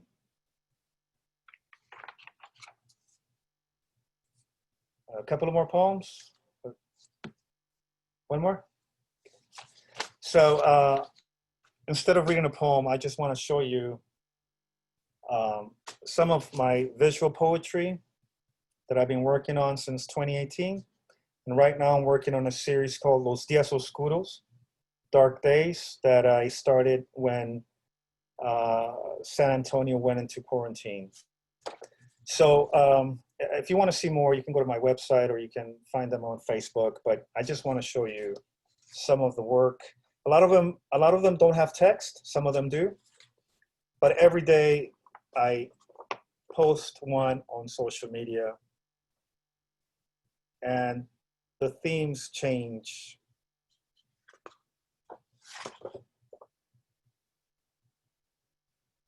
I've been drawing a lot of faces that I see on the street, and then obviously I change the context and sometimes put text. Here's some more faces.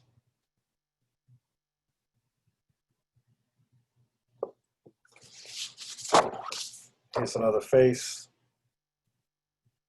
Quarantine faces. This is a portrait I painted of my father, and then I covered it with white paint.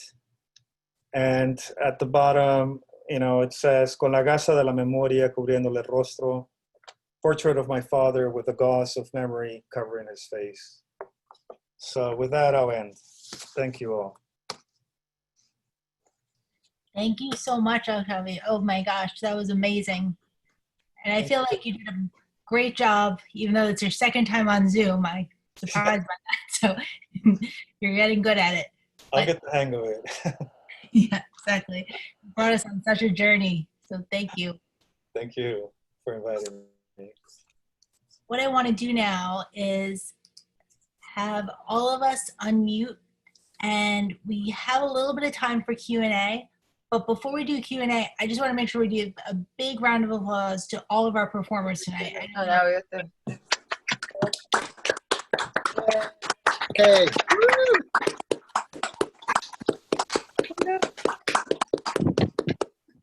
Definitely. Excellent, excellent.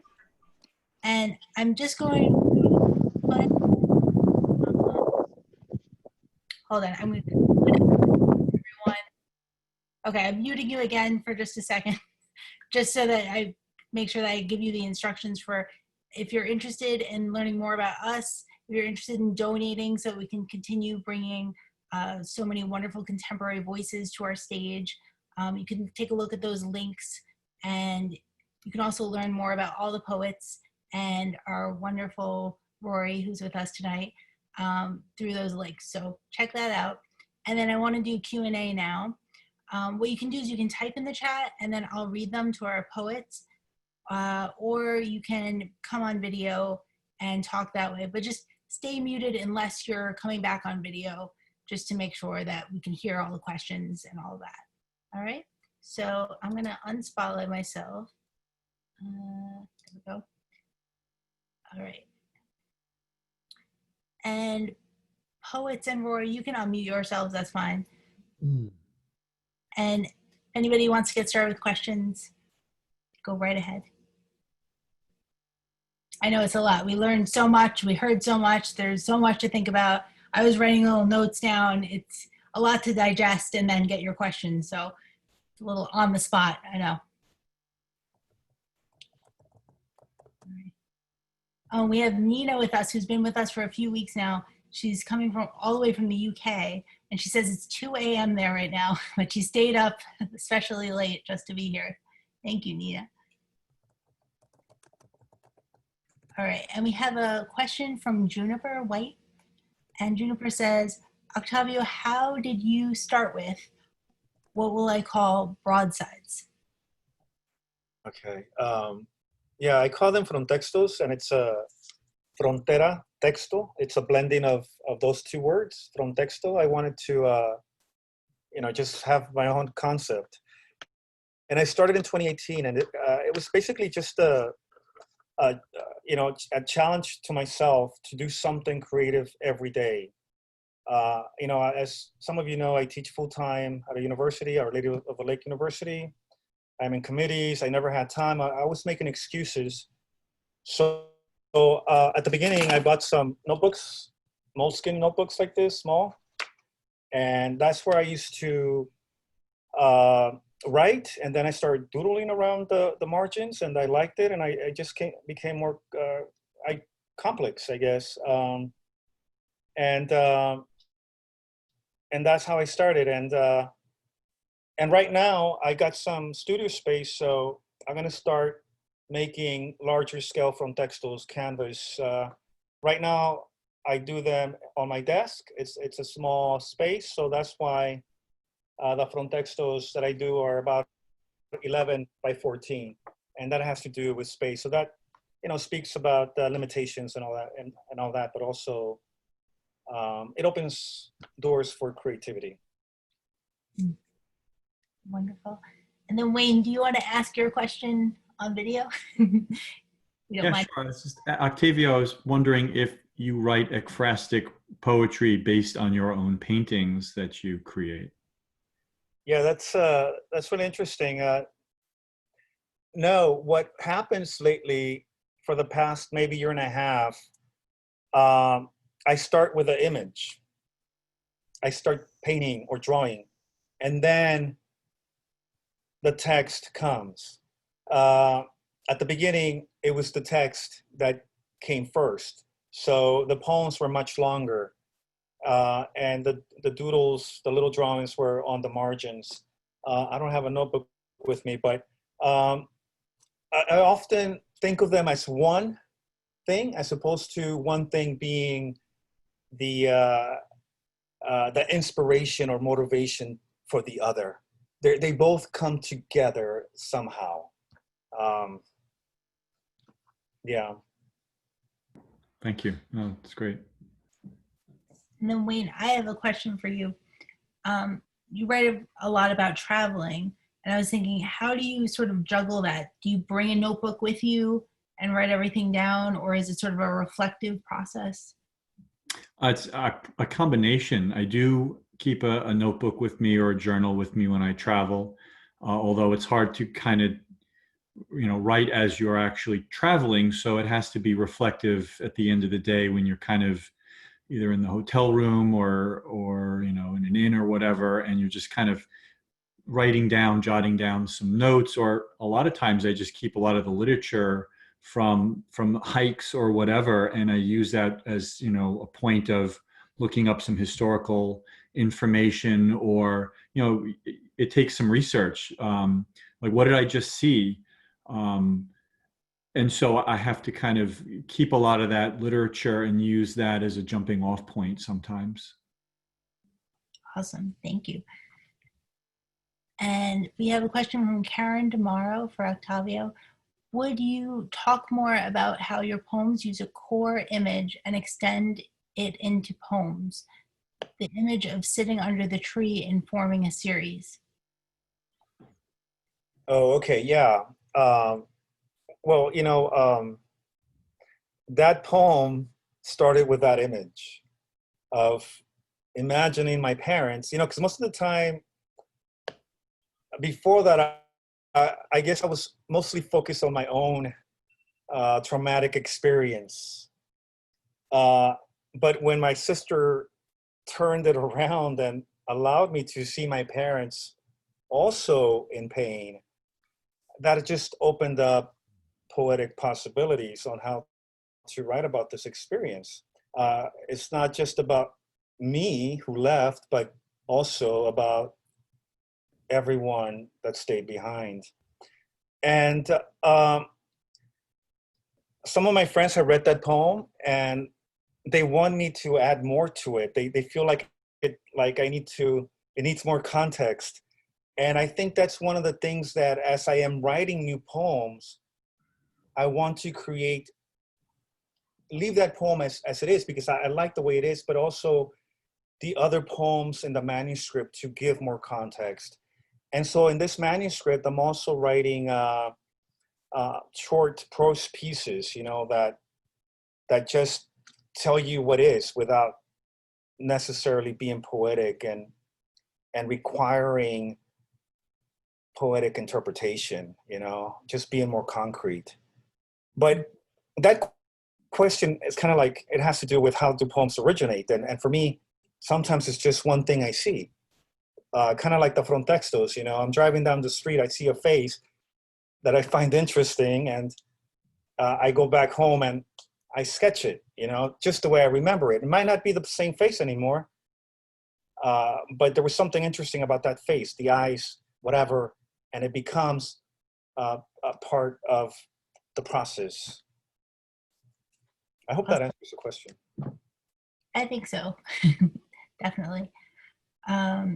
Juniper says, it's some of the most beautiful work I've seen since William Blake. And that's a big compliment too. William Blake is also wonderful.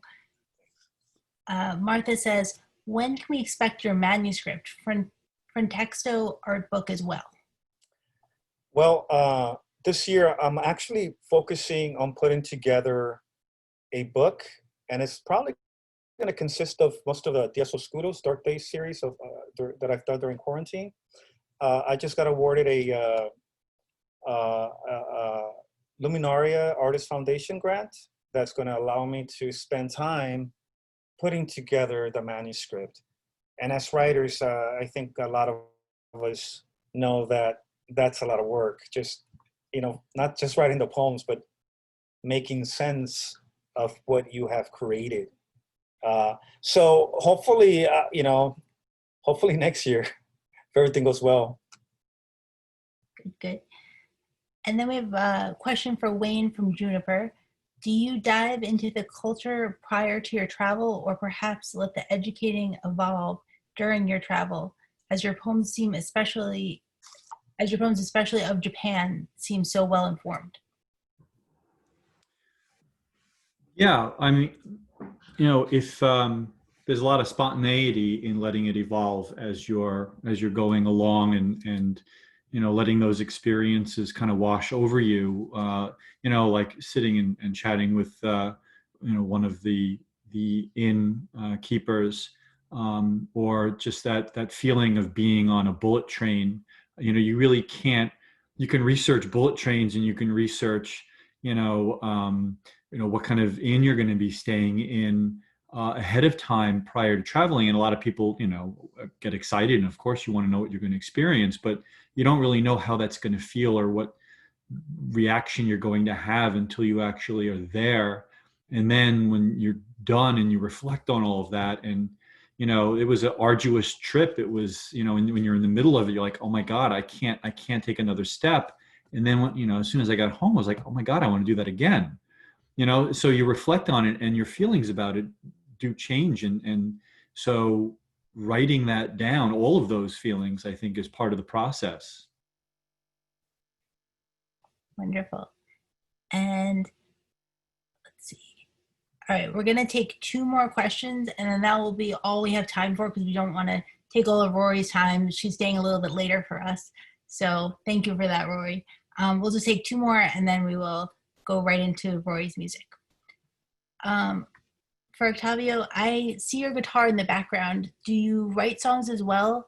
If so, can you talk about that process? I do write songs. I play by ear. I can't read music. And I started in high school.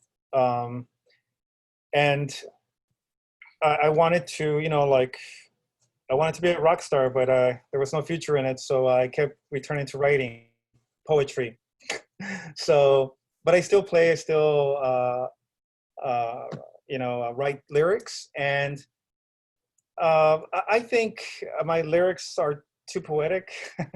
And I don't know. I think the process is the same as writing poetry or painting.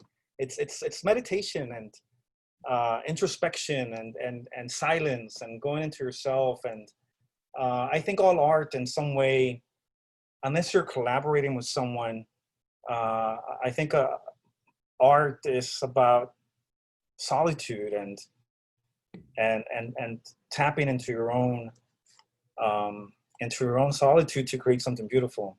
So the process is the same for me to do any creative act.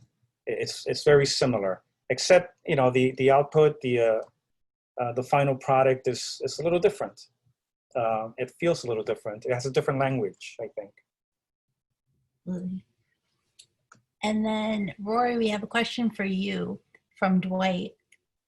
Rorie, do you write lyrics first, then sculpt the music around it, or the music first, then the words? Do you write on the guitar, piano, bass? I'm a singer. I've been a singer as long as I've been a writer, and I've been a writer for as long as I can remember. And one of the ways I figured out that I was a songwriter was that all my poetry had melodies when I was like 12 years old. And I was like, oh, that's not normal. So often melody comes to me along with the words, and that's kind of really good because it sticks better.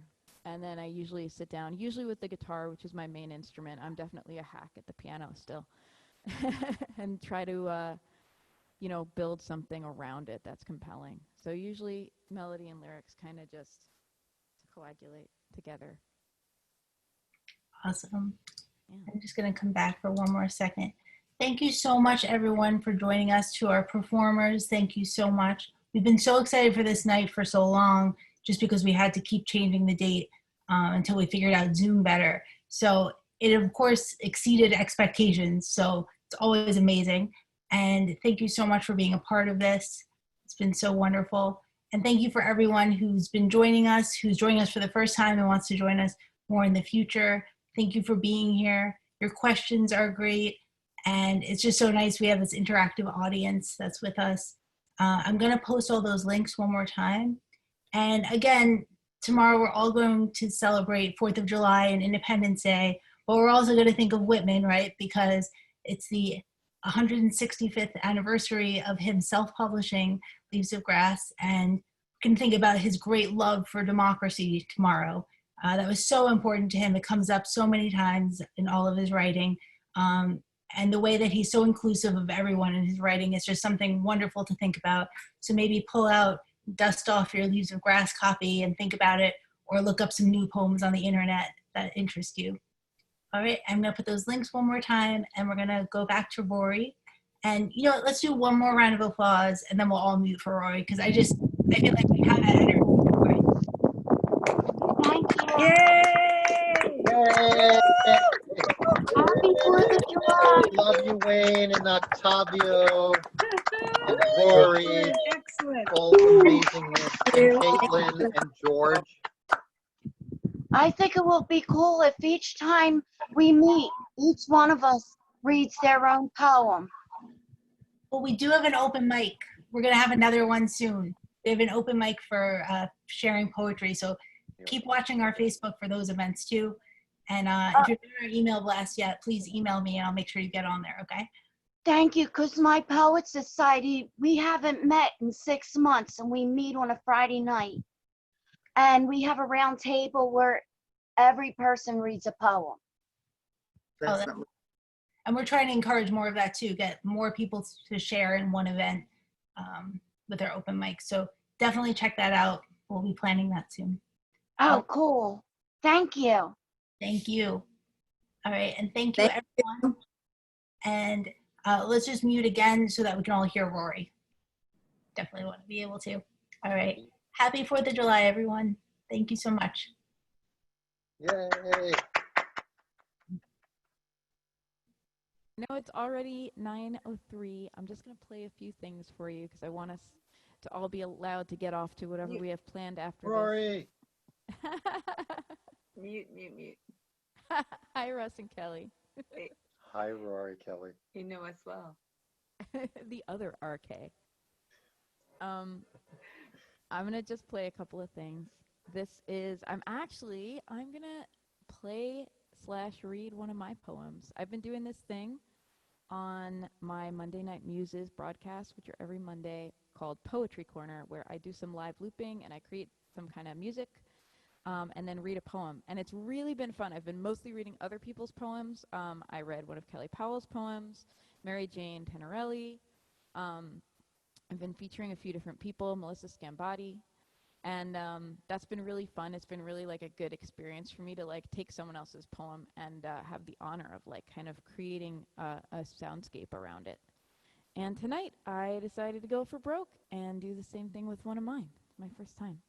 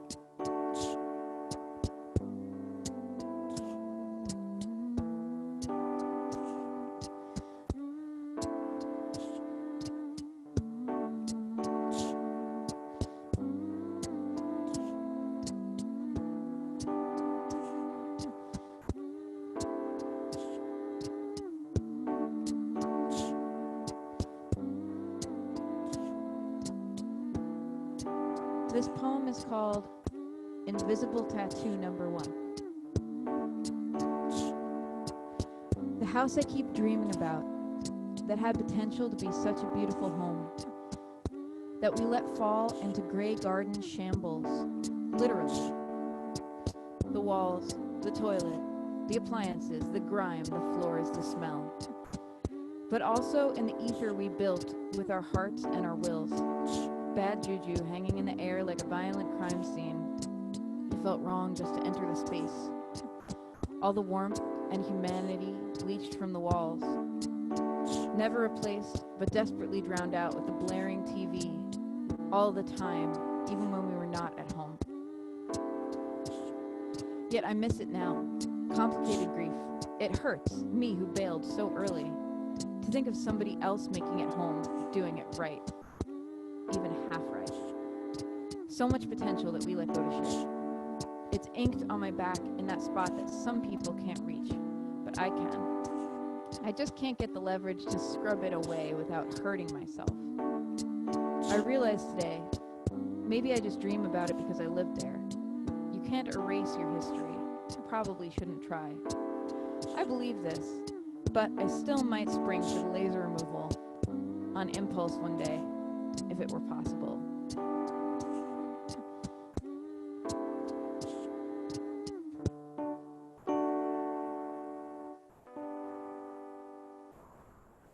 Thanks for listening. That's something I do. Hey. Thank you. That's something I do every Monday night at 8:30. I do Poetry Corner on my Monday Night Muses broadcast on my Facebook page.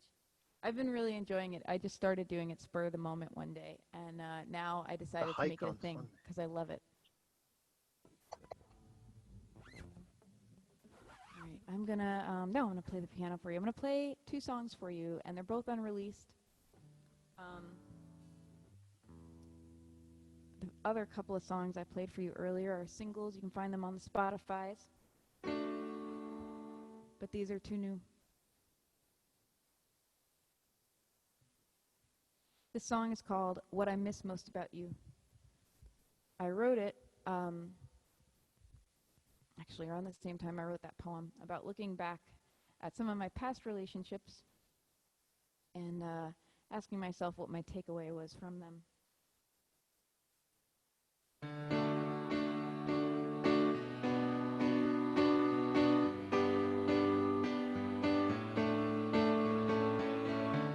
Still think my family likes you better than they like me. And I don't know why you don't really like anyone, but you really do seem to like me. What is it about me? Everybody who loves me has no faith in humanity. What is it about me? Must be something, but I still can't see.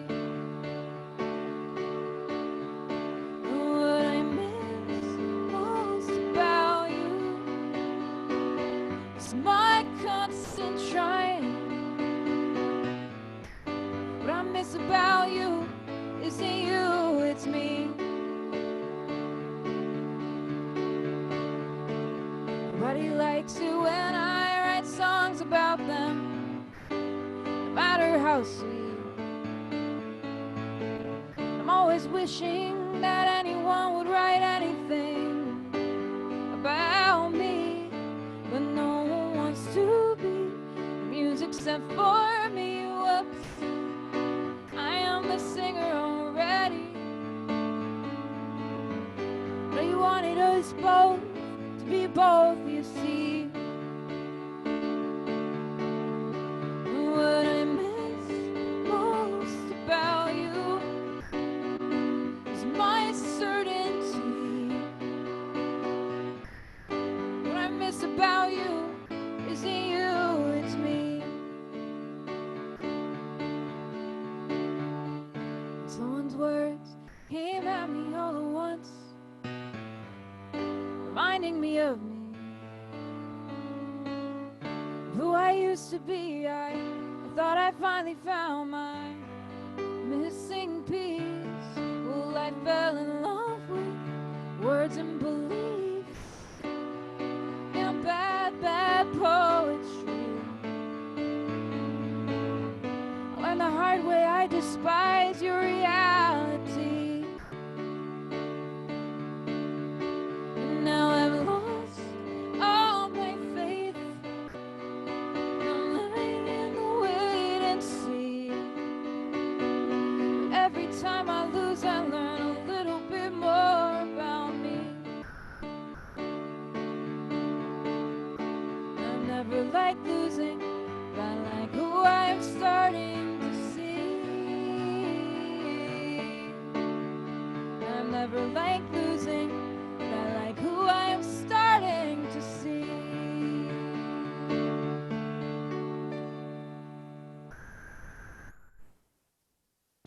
Thank you, friends. All right, I've got one more for you. This is a song called Saltwater. Thank you. I love that little clapping hand icon you got on there, Wayne. Hey, before I play this, I just want to say it's been such an honor to be a part of this. I say this every time I get to do a gig with poets, which isn't very often. It's so really special to be playing gigs with people who make art out of words, and a little bit stressful because I know y'all are actually paying attention to my lyrics.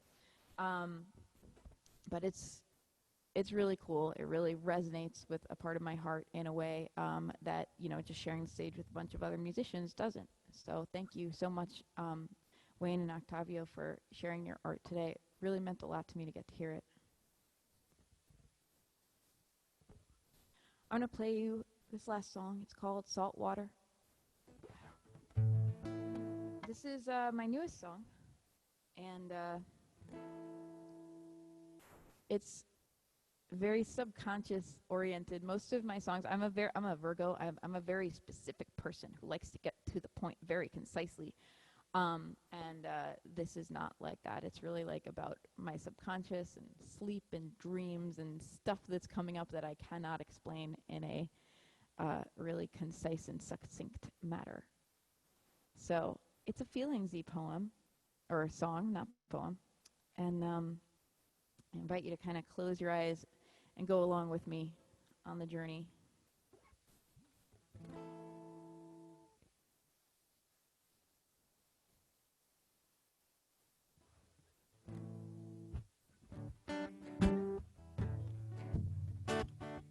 By the way, I know I got some folks that know me. Thank you so much for tuning in and letting me sing to you and letting people read to you today.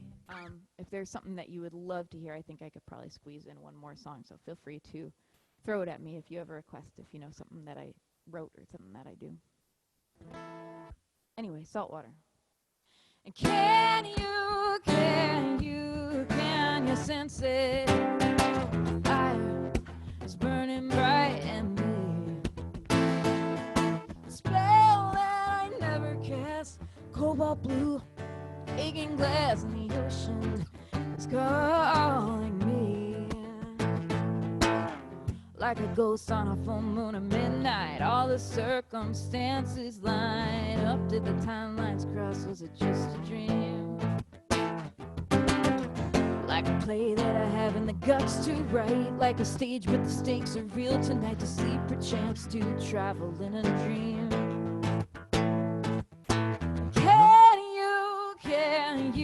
Can you sense it? The fire's burning right in me. The spell that I never cast, cobalt blue, aching glass, and the ocean is calling me. Like a flashlight under the covers, like a salty pull of the water, like a child in the night. What do you believe? Like a shadow hint of destiny, like a quest but you never quite see what it is before you come out of a dream.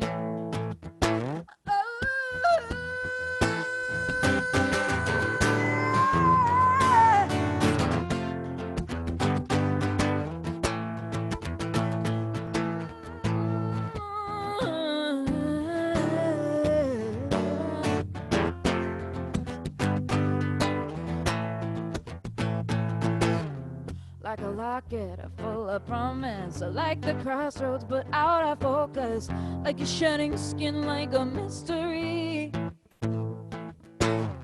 like your secrets whispered on a wind. How did the wind get to know them? You try to grasp but there's nothing in your hand. Can you sense it? The fire that's burning bright and big. The spell that I never cast, cobalt blue, aching glass, and the ocean is calling me. And the salt water pool is all I feel. And the salt water pool is all I feel. And the salt water pool is all I feel. And the salt water pool is all I feel. And the salt water pool is all I feel. And the salt water pool is all I feel. Thank you, friends. All right. Russ Barber Kelly. I will teach a bird to sing. A very rude thing to presume to do. I sent that song, If You Teach a Bird to Sing, to my dad the first day I wrote it. And the lyrics are, if you teach a bird to sing, she's going to learn to fly. And my dad sent me back a text. And he said, if I was a bird and some dummy tried to give me singing lessons, I'd fly away too.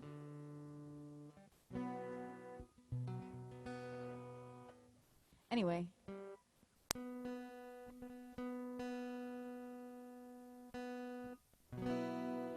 right, this song is called If You Teach a Bird to Sing. It's about showing up for yourself, being your own savior, so to speak.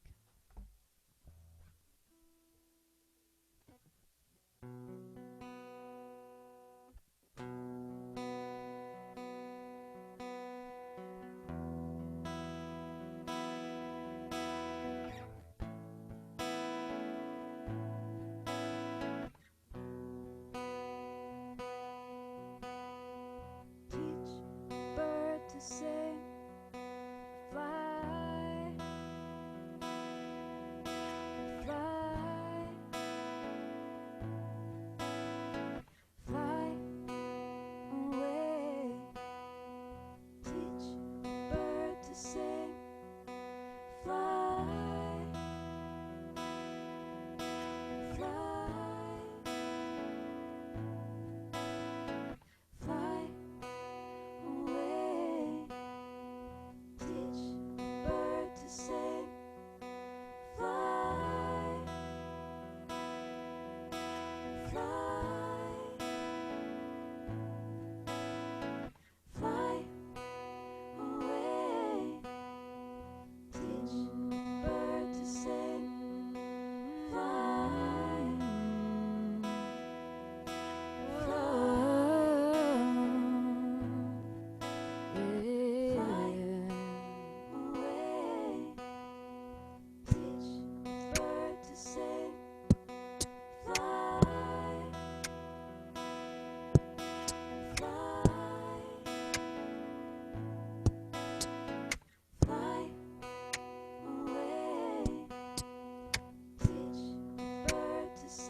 she gon' learn to fly if you let her sing.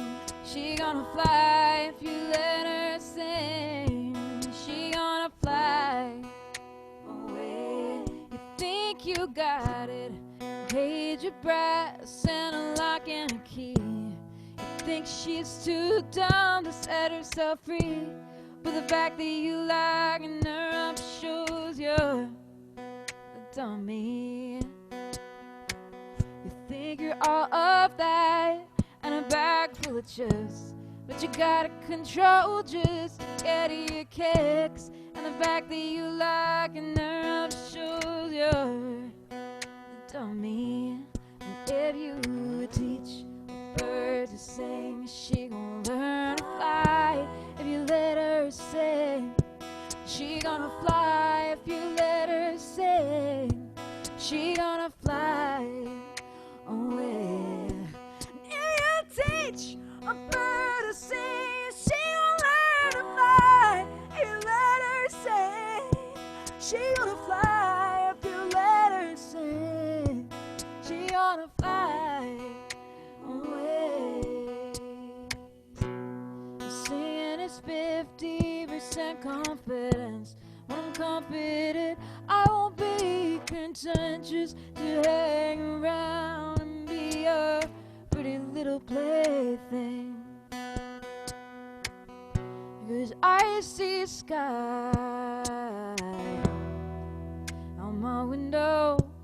The sun is rising, rising, rising, just like I will.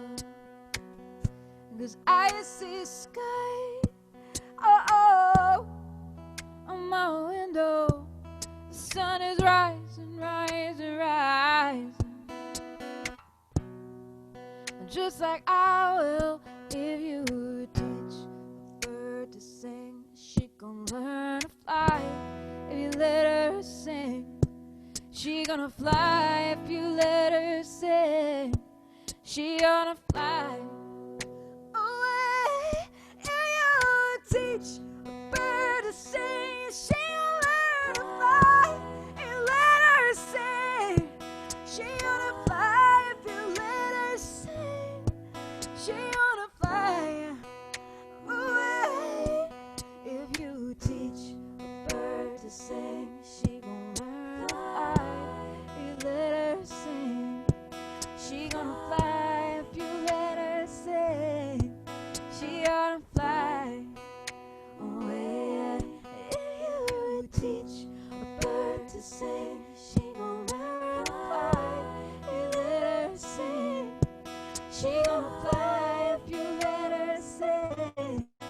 She gonna fly away if you teach. I see a sky. You let her know. Sun is rising, rising, rising. She gonna fly just like I will. I see sky on my window. Sun is rising, rising, rising. She gonna fly just like I will. If you teach a bird to sing, she gon' learn to fly if you let her sing. She gonna fly if you let her sing. She gonna fly away.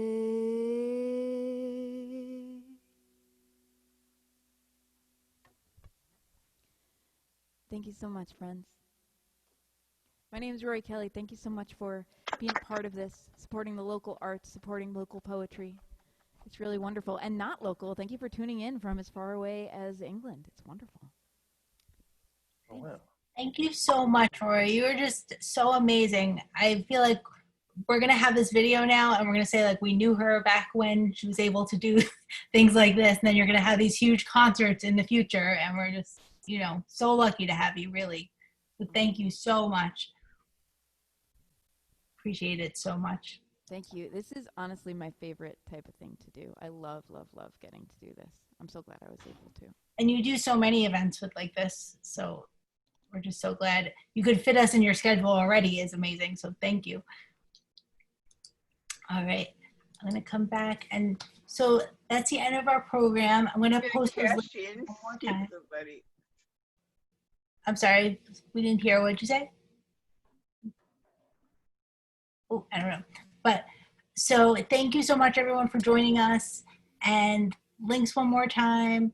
And again, just what a wonderful way to start off our 4th of July weekend and our Independence Day. And keep thinking about Whitman. Maybe come on the hike on Sunday. I'm super psyched for it, and I hope you are